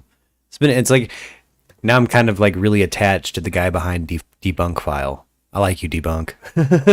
Let's be friends. I'm sure you can all tell by now, but as of late, we've been covering much more historical mysteries than usual, straying away from what we would usually do. Oh, my which drink. Is cover internet mysteries. And this is for a couple of reasons. Firstly, we just find them really interesting, and two, good internet mysteries are, well, difficult to get your hands on, to say the least. We still do look for them just as often as we did before, but it's close to impossible to find anything interesting anymore. This is also the moment where I'll suggest that if you do have any cool internet mysteries you want us to cover in the future, do not hesitate to tell us. With that being said though, for the first time in a while, we did find one. On our usual searches for internet mysteries, Reddit is the place we scour the most, but when looking, 90% of what you will see is either cliché ARGs or small-scale oddities that just never strike us as being too interesting. We've said this before, but finding mysteries might actually be the hardest part of the entire channel. It really isn't easy at all. On one of these scours that we often partake in, we finally found a mystery that really struck us as being both fascinating, but incredibly creepy at the same time. Here's the post I first found. The headline states, "We'll be entering the catacombs I got my sweet tea. I got my sweet tea. In a few hours-ish." When reading the post in question, not only is it clear that he is talking about the Paris catacombs, but there are loads of other creepy things in the post itself. To summarize it, he mentions wanting to go into the catacombs to stop a portal, and even says that he will make a tutorial about how he is going to do this. He even mentions beings from inside the catacombs that apparently will not be able to stop him. The final takeaway from this post, and something that is often seen in other posts revolving him, is that he has had some people during the entirety of this situation giving him advice and help on how he is going to enter the catacombs, and shut down this supposed portal. When looking at some of his other posts, which we will truly delve into more later, I found out that these people were all in a Discord server with him, and not a single invite link for said server is anywhere to be found. Oh dang, they had their own Discord server. Hey guys, we have a Discord server. Link in description. At least in all the places I looked. Invite on pillar.io/MURKtv. Everything here, this was the OP's final ever post on Reddit, over a month ago. If this man truly set out for the catacombs like he claimed to in this post, what happened? Now, let me just say what I'm all sure you skeptics are screaming in your heads right now. Oh, this is clearly just a fake account trying to get attention, similar to the average ARG you find everywhere. And with me also being quite the skeptic, trust me, I thought the same exact thing when I saw this original post. But in this specific instance, that does not seem to be the case at all. And the truth could be much darker.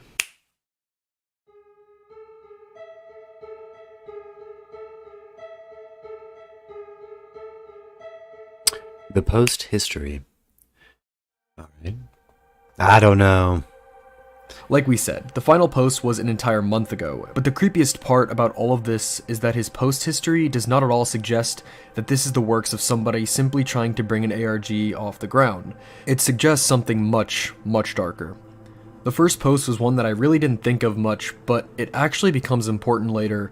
It's entitled, "Saw someone get run over by a train and didn't feel anything."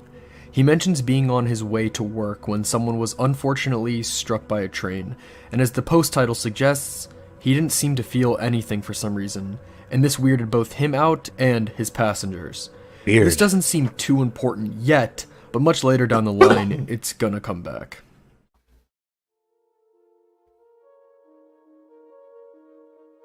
On his next post, we can see a huge, unsettling red alarm. On the advice subreddit, a post entitled, "Seeing and Hearing Things That Aren't There" was created.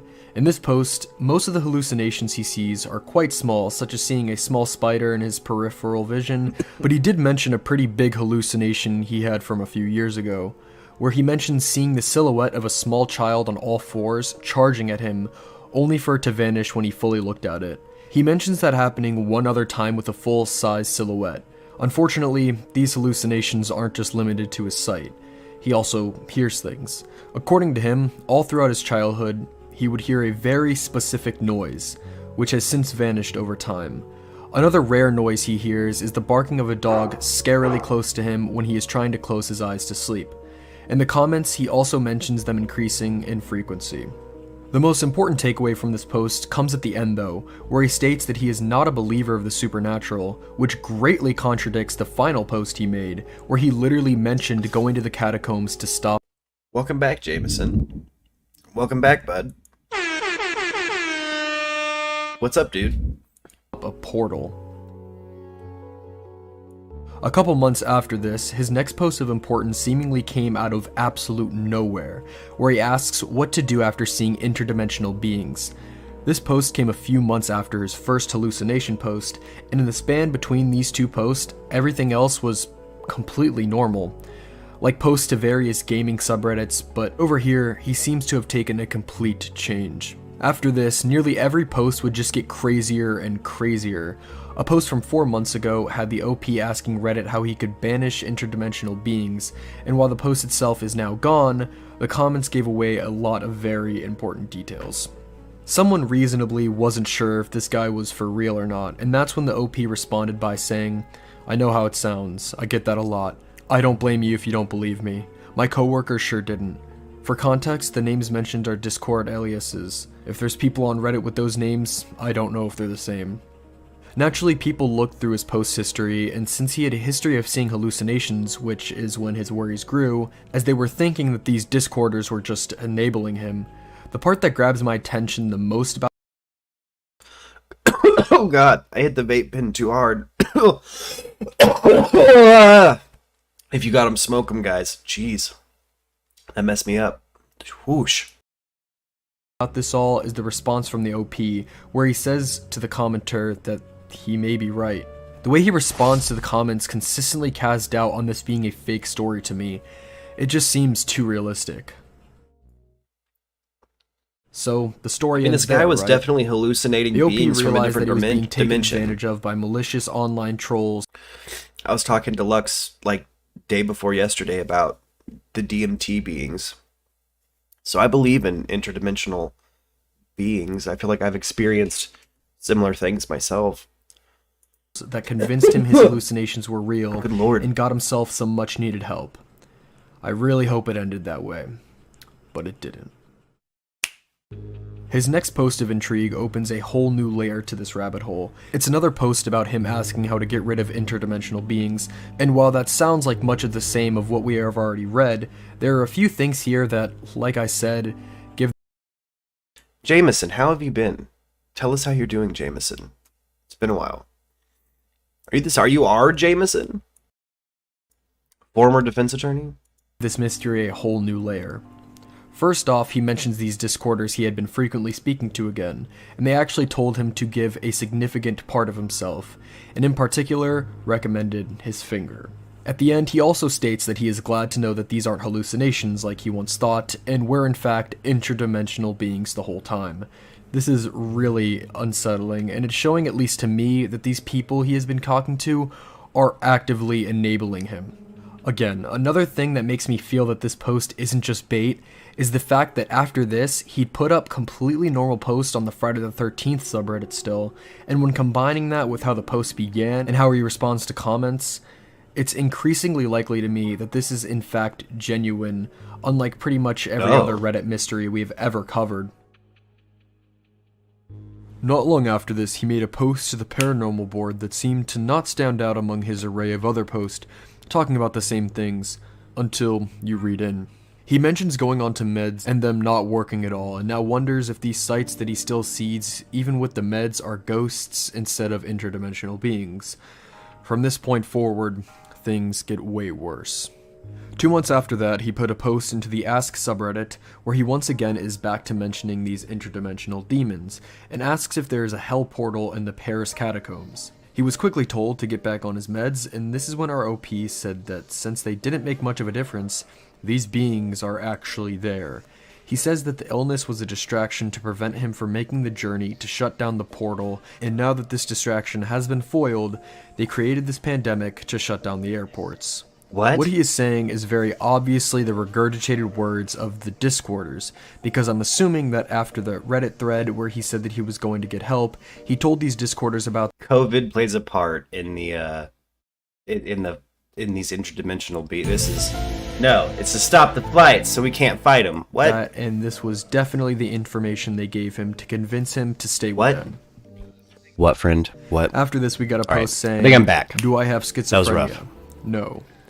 This is another post where he's reassuring us that because the meds didn't make a difference, he doesn't have schizophrenia and everything he has been seeing is real. The most important thing to note is that the post was made on a subreddit called r/dimensional breach. This is a tiny subreddit created by our OP himself, and as you'll... This is some Chris Chan stuff. Oh no. This is Chris Chan nonsense, dude. See, it's going to give us a lot of information for the future. No. Mostly revolving around the aforementioned Discord. But it might be happening. He made a post on the advice subreddit once again, asking for advice on traversing unofficial routes into the Paris catacombs. While no one answered that question, our OP did give some information regarding his plan. He mentions needing an alternative route for getting into the catacombs due to lockdown, and also lets us know his equipment for the journey.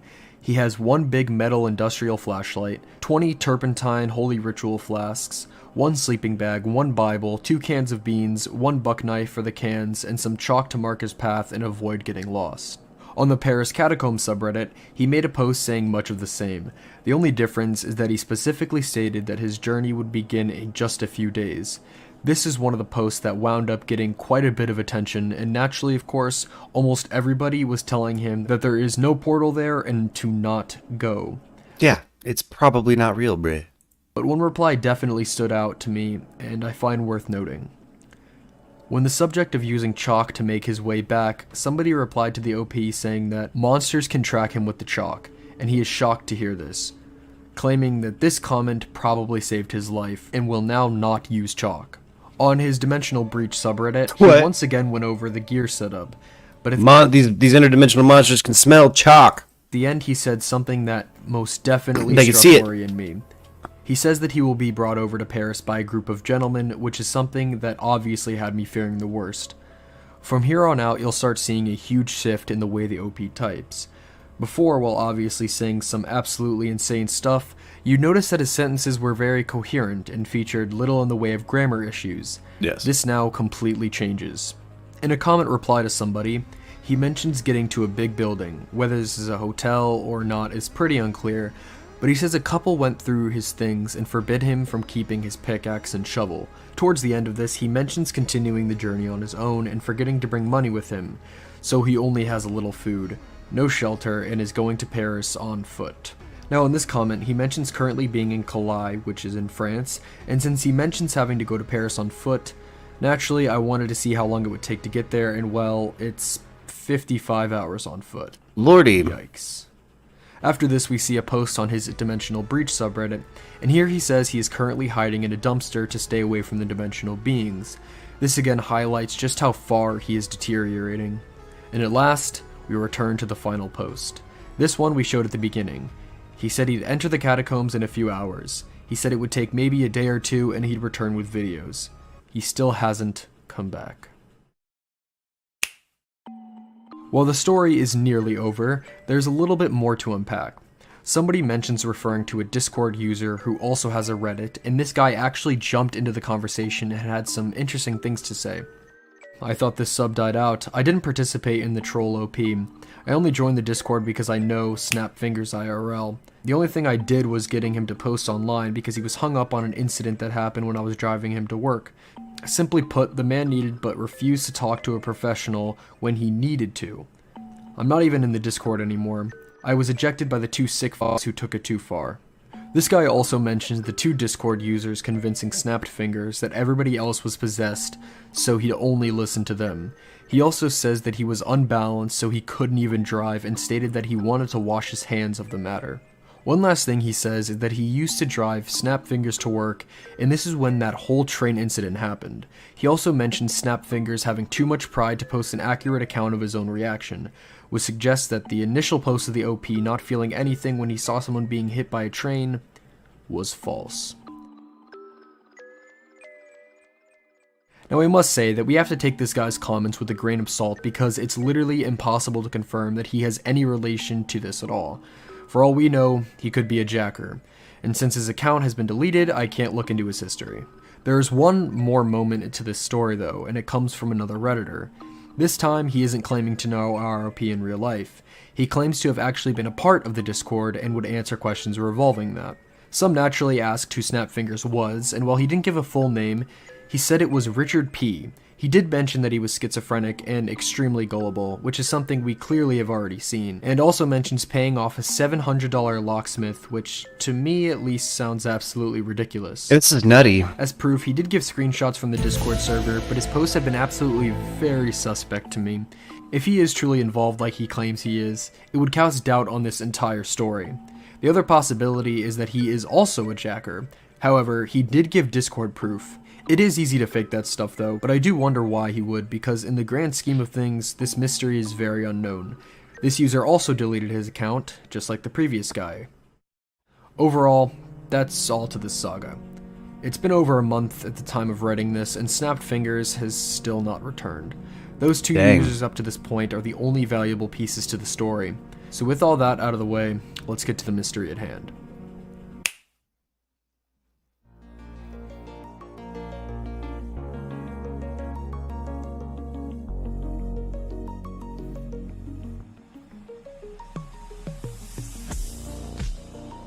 Is this real or is it fake? Guys, yays or nays? Yays or nays? Fact or fiction? Jonathan Frakes. Obviously, the only thing we are trying to figure out here is if these posts are real or not. I'm saying this is people role-playing. We'd like to find some definite evidence of this, and if it's fake, we'll attempt to do the same. There's nothing else to say. Def roleplay. Let's just do this. This isn't a very complicated mystery. The thing we're here to find out is, of course, whether it's real or not. If it is, what exactly happened to this guy? Is he in prison? Or worse? And if this isn't real, was it just an elaborate story? Time to figure this out. When figuring out if this is real, there were a couple of things we had to do. Before searching if there had been any arrests in the catacombs this year, we just wanted to go over everything we've seen so far. As stated earlier, his descent into madness seemed frighteningly natural, which is what made this story stand out so much more to me than any other Reddit mysteries I always come across. Obviously, this could have been the works of a particularly good writer, but to me, that just didn't seem to be the case. Well, until those 2 other accounts came in. These 2 accounts are tough to judge, because as we said earlier, there is a chance they weren't involved at all. And since both accounts have since been deleted, I can't really prove for sure that these accounts were ever involved. What I will say is that them deleting both profiles soon after being questioned on their validity is incredibly suspicious. Unfortunately, I do think these accounts are actually connected after all. Remember that ridiculous mention of a $700 locksmith? Yeah, I thought that sounded absolutely ridiculous, but something that flew right under my nose was the fact that the final post actually indirectly mentions this locksmith. He says that he sent the lockman to put it back where he found it. This right here really signals to me that despite being incredibly convincing for the surface, this may not be real after all. It doesn't end there though, of course. The next step was, of course, to check out if there had been any arrests in the catacombs from this time span, or if worse come to worse, any deaths. When researching this, I found out that the catacombs actually has a special police force, and they've been patrolling the place since 1980 and apparently find up to 100 people a week that illegally enter the catacombs. Dislodge the cataphiles. Amount, but there are a ton of people that like going down there for various different reasons. With that being said though, things changed during the lockdown. During lockdown, the place was closed and actually just opened back up as recently as June 15th, but during the lockdown, it was unclear as to whether or not they were still around. I'd assumed that they were, but nothing confirmed or denied this. The most important thing though is that the vast majority of the time they find people in the catacombs, they don't arrest them. They find them. One of the theories surrounding this OP is that he was arrested and not that he died. While there's still a very slim possibility that he was arrested, if this were to actually be real, there's not a high probability that this is the case. So if this was real and he wasn't arrested, the most notable other theory, and one that is more popular than the aforementioned one, is the fact that he died down there. It makes sense as to why this theory is so popular. This man is severely mentally ill, and when you take someone like that and put I don't him think in he went endless down maze, there. I think this the dude was results just are not role gonna be playing. pretty. I think this was just role play. I'm here to This reassure whole you story. that the chances I think it was of him Discord dying people assuming having a this fun is time. real is incredibly low. I say nay. First No, off, despite nay. what you may think, dying in the catacombs Nay, is nay, actually nay, nay, nay, nay. extremely rare. Because of the cataflix and the No fact way. that such a high amount of people No enter way. here illegally, he would have likely been found by now. One thing that I can hear coming from a mile away already is the fact that the catacombs are locked down, and we already mentioned earlier the fact that we can't prove that the cataflix were still patrolling here, or not. Meaning if he somehow died down here, there would be no cops to save him. The problem with this theory, though, is that the catacombs opened back up on June 15th, meaning he would have absolutely been found by now if he was somehow dead. If this is somehow real, our OP didn't die here. That means if this story was real, there was only one more possibility for what could have happened. And that is, he somehow snuck in and snuck out without being caught. But then if that were the case, why did he never come back to Reddit? Even when his mental health was deteriorating like crazy, he was still very active. He was just done with the harassment. He's like, I'm gonna live that outside life now. Homeless now, guys. F that. Press F for catacombs guy. On Reddit, so why wouldn't he make any more updates when he clearly mentioned his desire for shooting the entire process on film? To me, it seems that his sudden disappearance was clearly meant to insinuate his demise. But if this were to be real, you could make the case that maybe he found help and that's why he disappeared. But then again, he mentioned traveling here via planes. That doesn't seem His like it at roleplay all. character is One gone. other thing worth noting is the fact that this story seems to sound a lot like the plot of the movie, As Above, So Below. This is something that other Redditors mentioned, and it's absolutely true. In case you don't know, the plot to that movie, it follows somebody seeking out a specific artifact located deep in the He's got a new catacombs, account. and as the main characters in the film make their way there, they go insane. I shouldn't need to explain why that sounds so familiar. But it's They wrote definitely as something above, worth so noting. below. Oh. So with all these theories regarding this Redditor's post being real, seemingly relatively impossible, I'm very confident that this was actually a story. However, a much more convincing one than usual. So, consider this file debunked. While the story was a great Bam. read, that is Debunked. all it was, a story. Thank you guys so much for watching. Make sure to follow all of our Yeah, we follow you, bro. We like you a lot around here. We like you a lot around here. Ooh, a Redditor born into a cult? Featuring Barely Sociable? We also follow Barely Sociable here at MURKtv. Ooh, and they are also a great channel. Again, loving the content debunk file. This has been a fun watch party.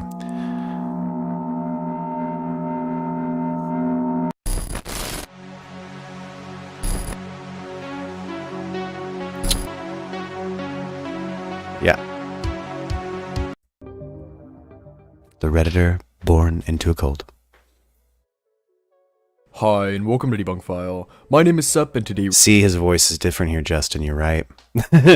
it's still a little bit. His pronunciation's a little we're going to different. be talking about the incredibly strange post that was recently found on r/RBI. This is the mystery of u/Ezekiel46J. Now, on this channel, we have dealt with our fair share of Reddit mysteries already, and they have always led to some of our favorite mysteries that we have covered. I think the reason Reddit can lead to topics that end up being so intriguing is simply due to the anonymous nature of the platform. And while it's not like 4chan where you are literally anonymous, it's still very easy to share astonishingly personal things without embarrassment or fear. This sharing of information leads to the platform having such a wide array of people.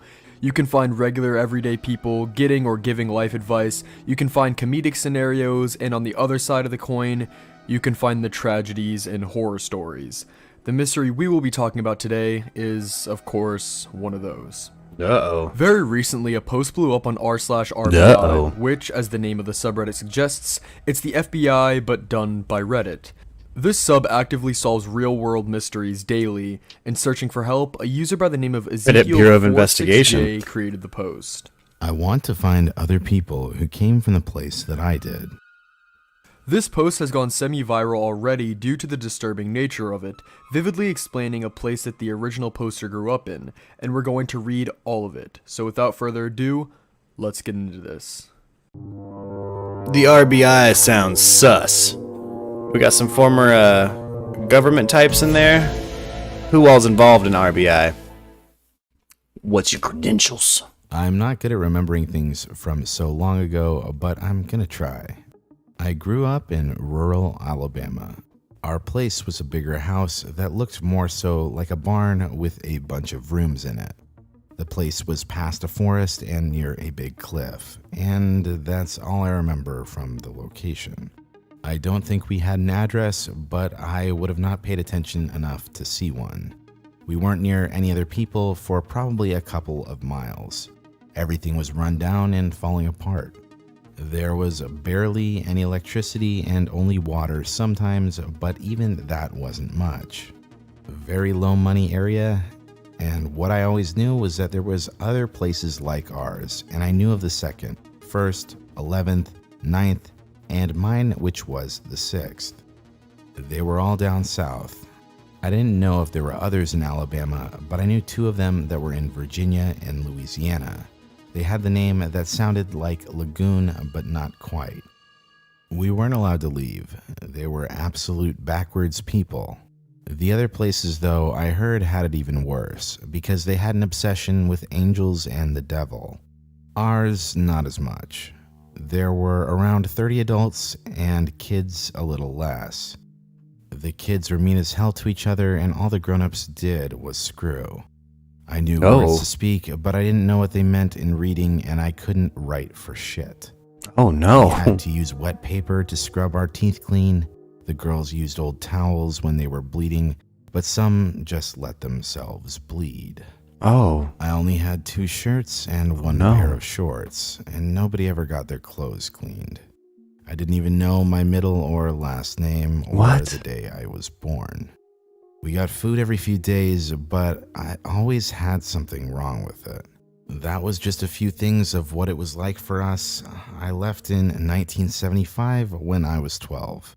I went with my best friend and another girl who wanted to leave too. What group is and another this? kid I picked up the messes from was supposed to come, but he disappeared from behind us.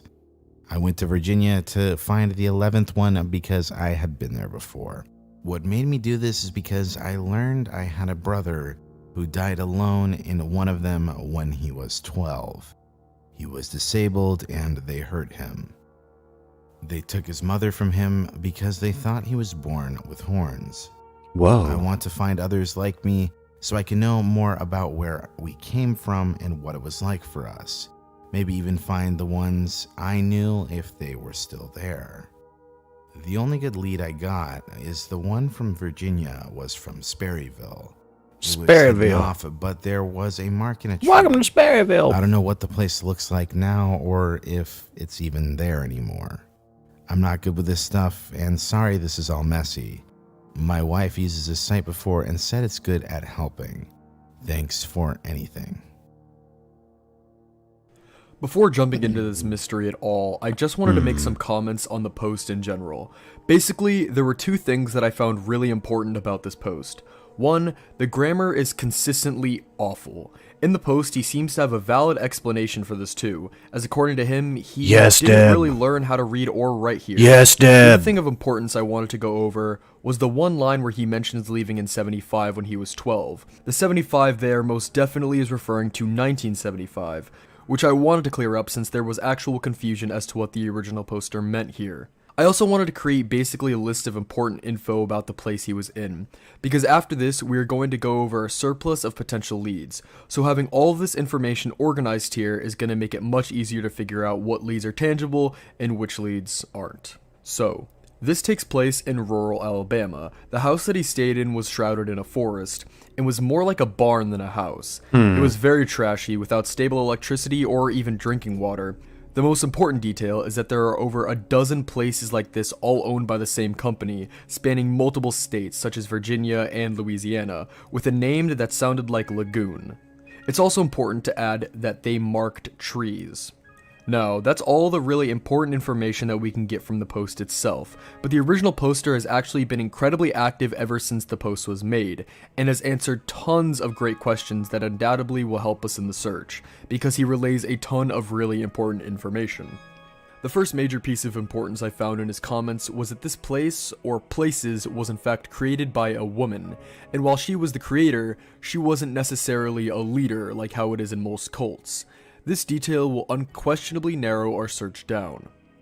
He also still remembers some of the adult names, which all had religious ties, as you can see here. Here's one of the really dark parts.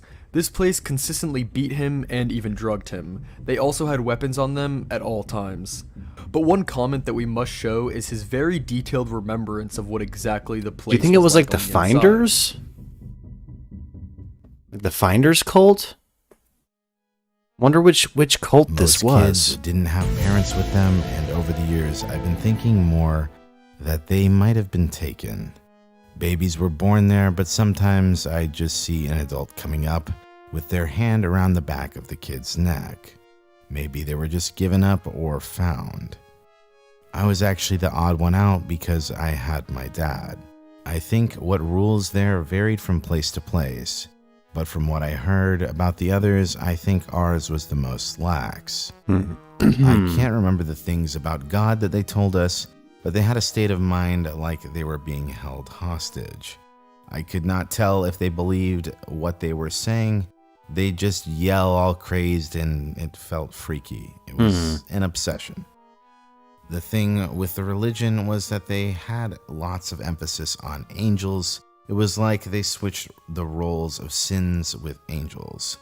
There was a woman who would fall apart at random, and she didn't want to be an angel. People would just go ballistic. I can't even begin to guess what it was all about. They were paranoid all the time. They threatened us with shotguns if they found out we went in the forest because there were angels. I feel like there's some symbolism in that. My dad in specifics had it the worst. I think he had this complex relationship with God and was obsessed and afraid, but felt a hatred for him. It's hard to talk about, but he would hurt himself so bad because he was afraid of what God would take from him if he didn't. Wild. Sometimes he called himself the devil. I lost him to this, and after I left, I wondered if I was the devil because it all started with him after I was born. Everybody had something wrong. I was so normal to it that when I started seeing emotions of regular people, I didn't get them. When the women didn't dress provocatively, somebody would always have something to say. The men were violent. They didn't want much from us, but when they did, you had to do it, or you would be beat to a pulp. Sex was all the time, everybody and kids. Even I started too early. My mom had me at middle school age. Everything felt the opposite. It didn't feel like God. No, I would imagine not. Somebody that went through grew up through the Finders or something? This is crazy. That's a tough one. So yeah, that's a lot of information, but that's good. It's really gonna help us with our search. Now, obviously, tons of people think it's a cult. So what we did was search up some cults from Alabama to see what we could find. The first cult we found that had some striking similarities would have to be the 12 Tribes cult. This is now a worldwide organization, but it wasn't always that way. It was founded in 1972 in the south of Tennessee specifically. It did have places in Alabama as well as some other southern states in its infancy. They also had a history of child abuse, and had symbols just like the original poster said. But by far, the most striking similarity had to go to the religious naming that the original poster mentioned. The 12 Tribes cult baptized you and gave you a Hebrew name. And when looking up all the names that the original poster mentioned here, I saw that each and every one of them were Hebrew. In fact, even the name Ezekiel is Hebrew. Yeah. But while the original poster said that this place he was in was religious, that wasn't really what it was all about. Unlike 12 Tribes, where that was the entire basis of it. That's all it's about. 12 Tribes also did not have places in the middle of forests like his group did, at least from what I've read, and actually operated multiple delis and bakeries. They did have hostels, but the thing about this cult is that they aren't secretive at all. These hostels, delis, and bakeries are actually very easy to find, so the likelihood that the cult he was in was 12 tribes is slim to none. Also, like we stated earlier, the original poster was actually injected with some sort of drug. Yeah, this one sounds true, Deb. I'm voting yay. The next group that came to the so mind far was the House of Judah. When looking into what House of Judah is, and I think it might have been like an offshoot of the tribes. I found a personal story about what House of Judah was like, and well, let's take a look. In the 1970s, a wife and her husband were looking for a place to belong. They heard about a man who led religious classes and had a weekly radio program. He would eventually set up a community which this husband and wife would join. Things were apparently normal at the start, but then things went completely downhill. It started when they were completely cut away from their families under the reasoning that this was their family. In the early 1980s, things would get truly serious. The leader had people sign waivers to accept punishments, which in the original poster's case was very common for him. This new punishment action all culminated in 1983, where a 12-year-old kid died as a result from these punishments. This made national headlines, prompting the group to flee to rural Alabama, where spam me with emojis if you're out there. Continued their ways down there. So, right off the bat, there are a number of similarities here. This group Spam started 'em. in the 1970s. They had severe punishments, and the most striking similarity is that the original poster's brother was also 12 when he died. But it's still not the House of Judah, for the simple fact that the timeline doesn't at all match up. In the mid-1970s, when the original poster left the place, he was already being beaten, and in House of Judah, Right, Deb? the beating started in the 80s. This They also sounds didn't like a move to familiar Alabama story. until the mid-80s as shown earlier, which completely counts out House of Judah. The original poster also mentioned his places being owned by a woman, and the owner of House of Judah was a man. So yeah, it's safe to say that he was most definitely not part of the House of Judah. No. Consider this theory debunked. A popular theory is that it was some sort of homeless camp, and the most popular reasoning for this is because the symbol in the tree, as many homeless camps use symbols in that way. As for the injections, it's clear that if this was really some sort of homeless camp, they were all really drugged up psychos, which could maybe explain the behavior, but that doesn't really do it for me. If these were addicts, what would they gain out of injecting this stuff to children? All that does is leave less for themselves. Also, if these people were all homeless, how did they have electricity? I think it might have been the Original poster finders. says it was limited, but still, if there was any at all, somebody was paying, which would rule out the theory that this was a homeless camp. But there's one other major possibility for what could be going on here. I am a skeptic, so I couldn't just leave out the possibility that this story right here is all merely a work of fiction. No, I The kind of creation believe date we of the believe user this is one. explained by him, but it's still a red flag. It definitely looks like this account was created specifically for the purpose of creating this elaborate story. Another red flag is the grammar. We mentioned way earlier that it's, well, awful, and this is because he didn't learn how to write. But I can't help but feel it's pretty cliche southern vocab grammar, if that makes any sense. It just feels like writing someone would make if they tried to convince us they were from the South. And I don't think I buy it. This, coupled with the creation date and the fact that more of these posts have begun popping up as of late, really has me placing some serious doubts on this. No, if this guy learned how to one other lead that points back in the other type direction through like for this text being messages, genuine. then yeah. And that was when I'm I still searched saying Alabama to see if there's any location with lagoon in it, and there was. Spam it, Lagoon spam the Park. yay. When looking at If you Lagoon Park agree, in Alabama, spam it the doesn't nay seem if you to think it's check out. fake. He specifically mentions not being near any people for a couple of miles, but if you look, there is civilization everywhere. Looking at places nearby, though, reveals that it does get much more rural. Another Yeah, and what about in the detail the original 70s, post dingus? mentioned is that there were cliffs by the house that he resided in. So my next step was to search up cliffs in Alabama, and this is where my mind was blown. The city of Wetumpka has cliffs. This city is actually famous for how these cliffs came to be too.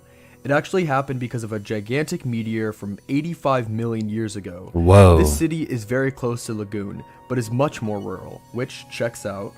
This would have to be a striking coincidence and truly does make me believe that this story is in fact real. What really sucks though is a that crater even if people were cult? to investigate this area, the chances that the house he lived in still being there is just so slim, because after all, 45 years, was a long time ago. Yeah, this meteor site there's no was way it's still only there. conclusively confirmed in 1999, and now there are tours for it. But back in the days of the poster, this place was empty, and so was the surrounding area. There was, and for the most part still, is nothing but trees. With all that being said though, does this revelation make me believe in the story? No, it doesn't. To me, there's too much to convince me otherwise. Like we said already, the Reddit account was conveniently created right before the first post. There was. And the character around it is naturally built up as someone who doesn't go on the internet too much. In fact, we even covered a mystery a few months ago which did something very similar. That grammar, vocabulary again was another humongous red flag. Like, how is somebody who was never taught proper vocab and grammar, and someone who, again, still is showing us right here that his grammar and spelling is quite bad, is also going to throw out words like provocative or lax, to name a few. There are also multiple moments where his grammar can break and sound pretty normal. It's all inconsistent and breaks the immersion and reality of this all. But that's not even all, though. The style in which it was written, it also places severe doubts on its authenticity for me.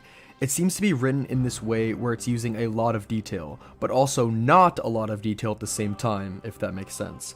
Like, in reality, the post itself could have been 1 or 2 paragraphs, but it was stretched way out with information to try and up its chances of being real. And to do this, of course, he conveniently can't remember the name of the place, keeps the location just vague enough to be able to theorize with, and give us a boatload of other information to try and up the realism and distract you from what he doesn't have. Names of the people, which, as a side that is note, sus. how could he remember all of them perfectly, but It's not sus. the name of the place? And other things like the tree marks and the number of the other places like his. Suspect. It just seems like these things were added to increase the reader's likelihood of believing it. And then there are things like the fact he had no idea what day he was born, but he knows he was 12 in 1975. And what about his birth certificate?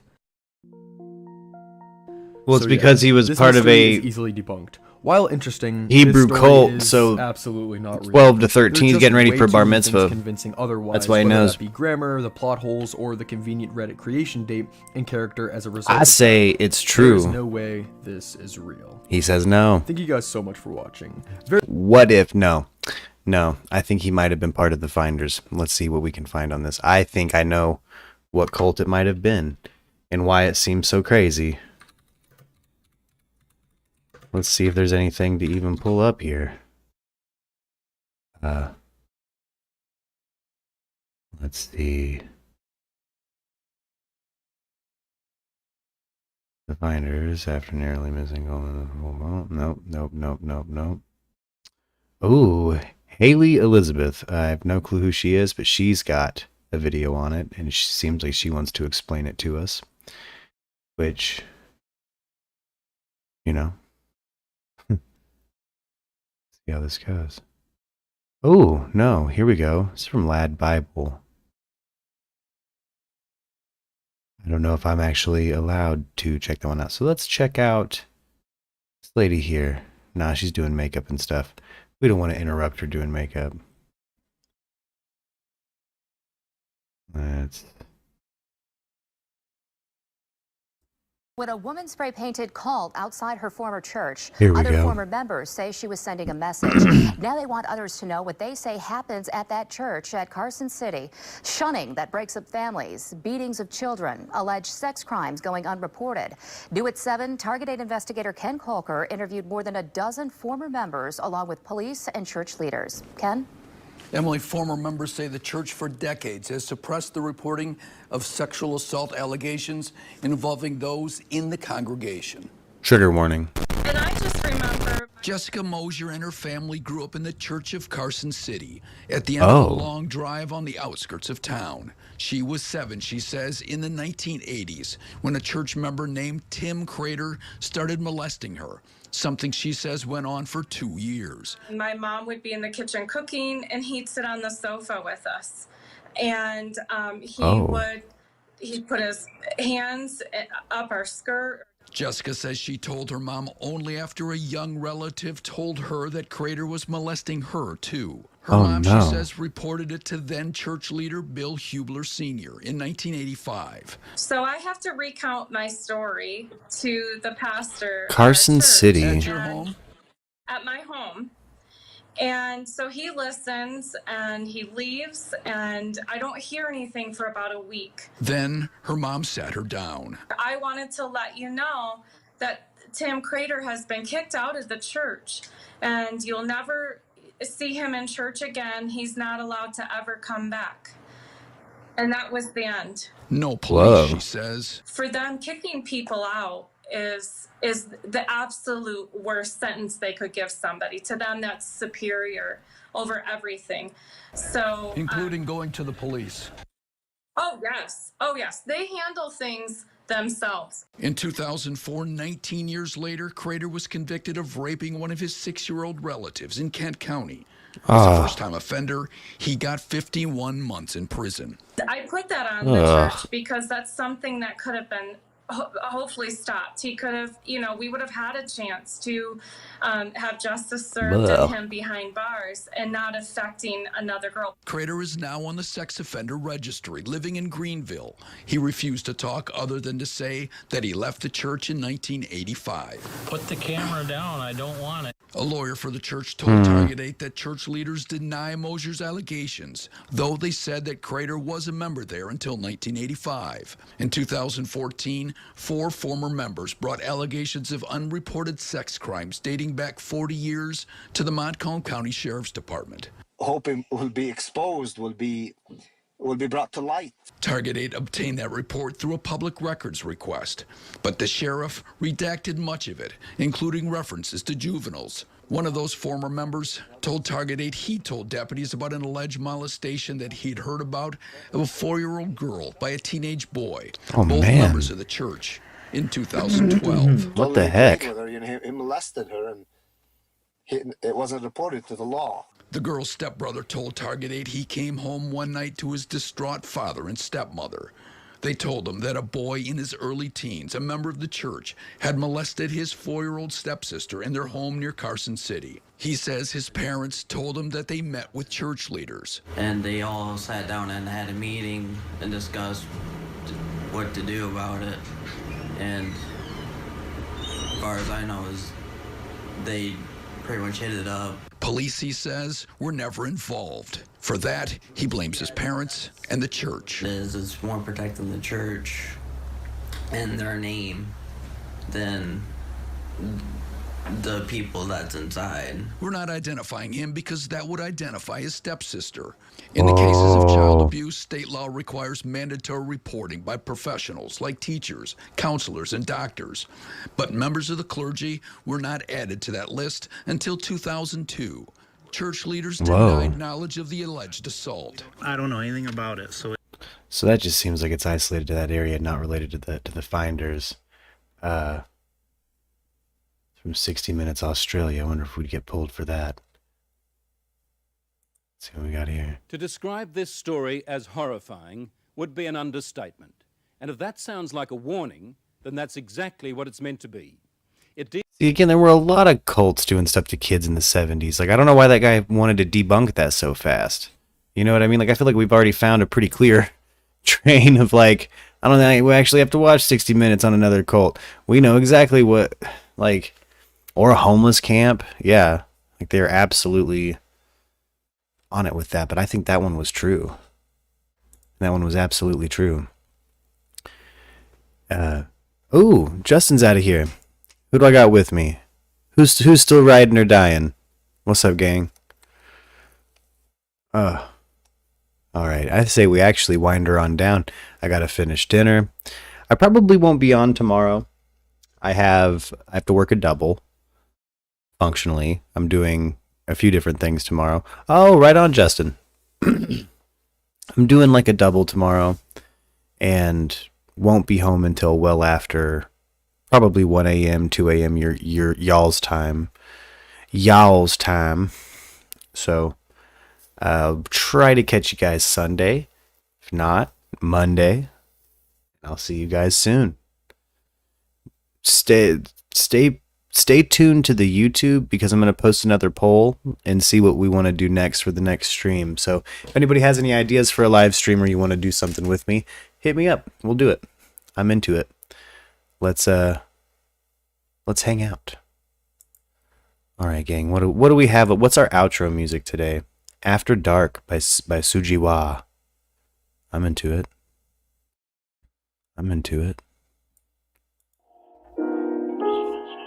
All right, gang. Again, pillar.io/MURKtv. You gotta go there. You gotta get some deals. You gotta get that Death Wish coffee. It's the world's strongest coffee. Alright, guys. See you around the corner.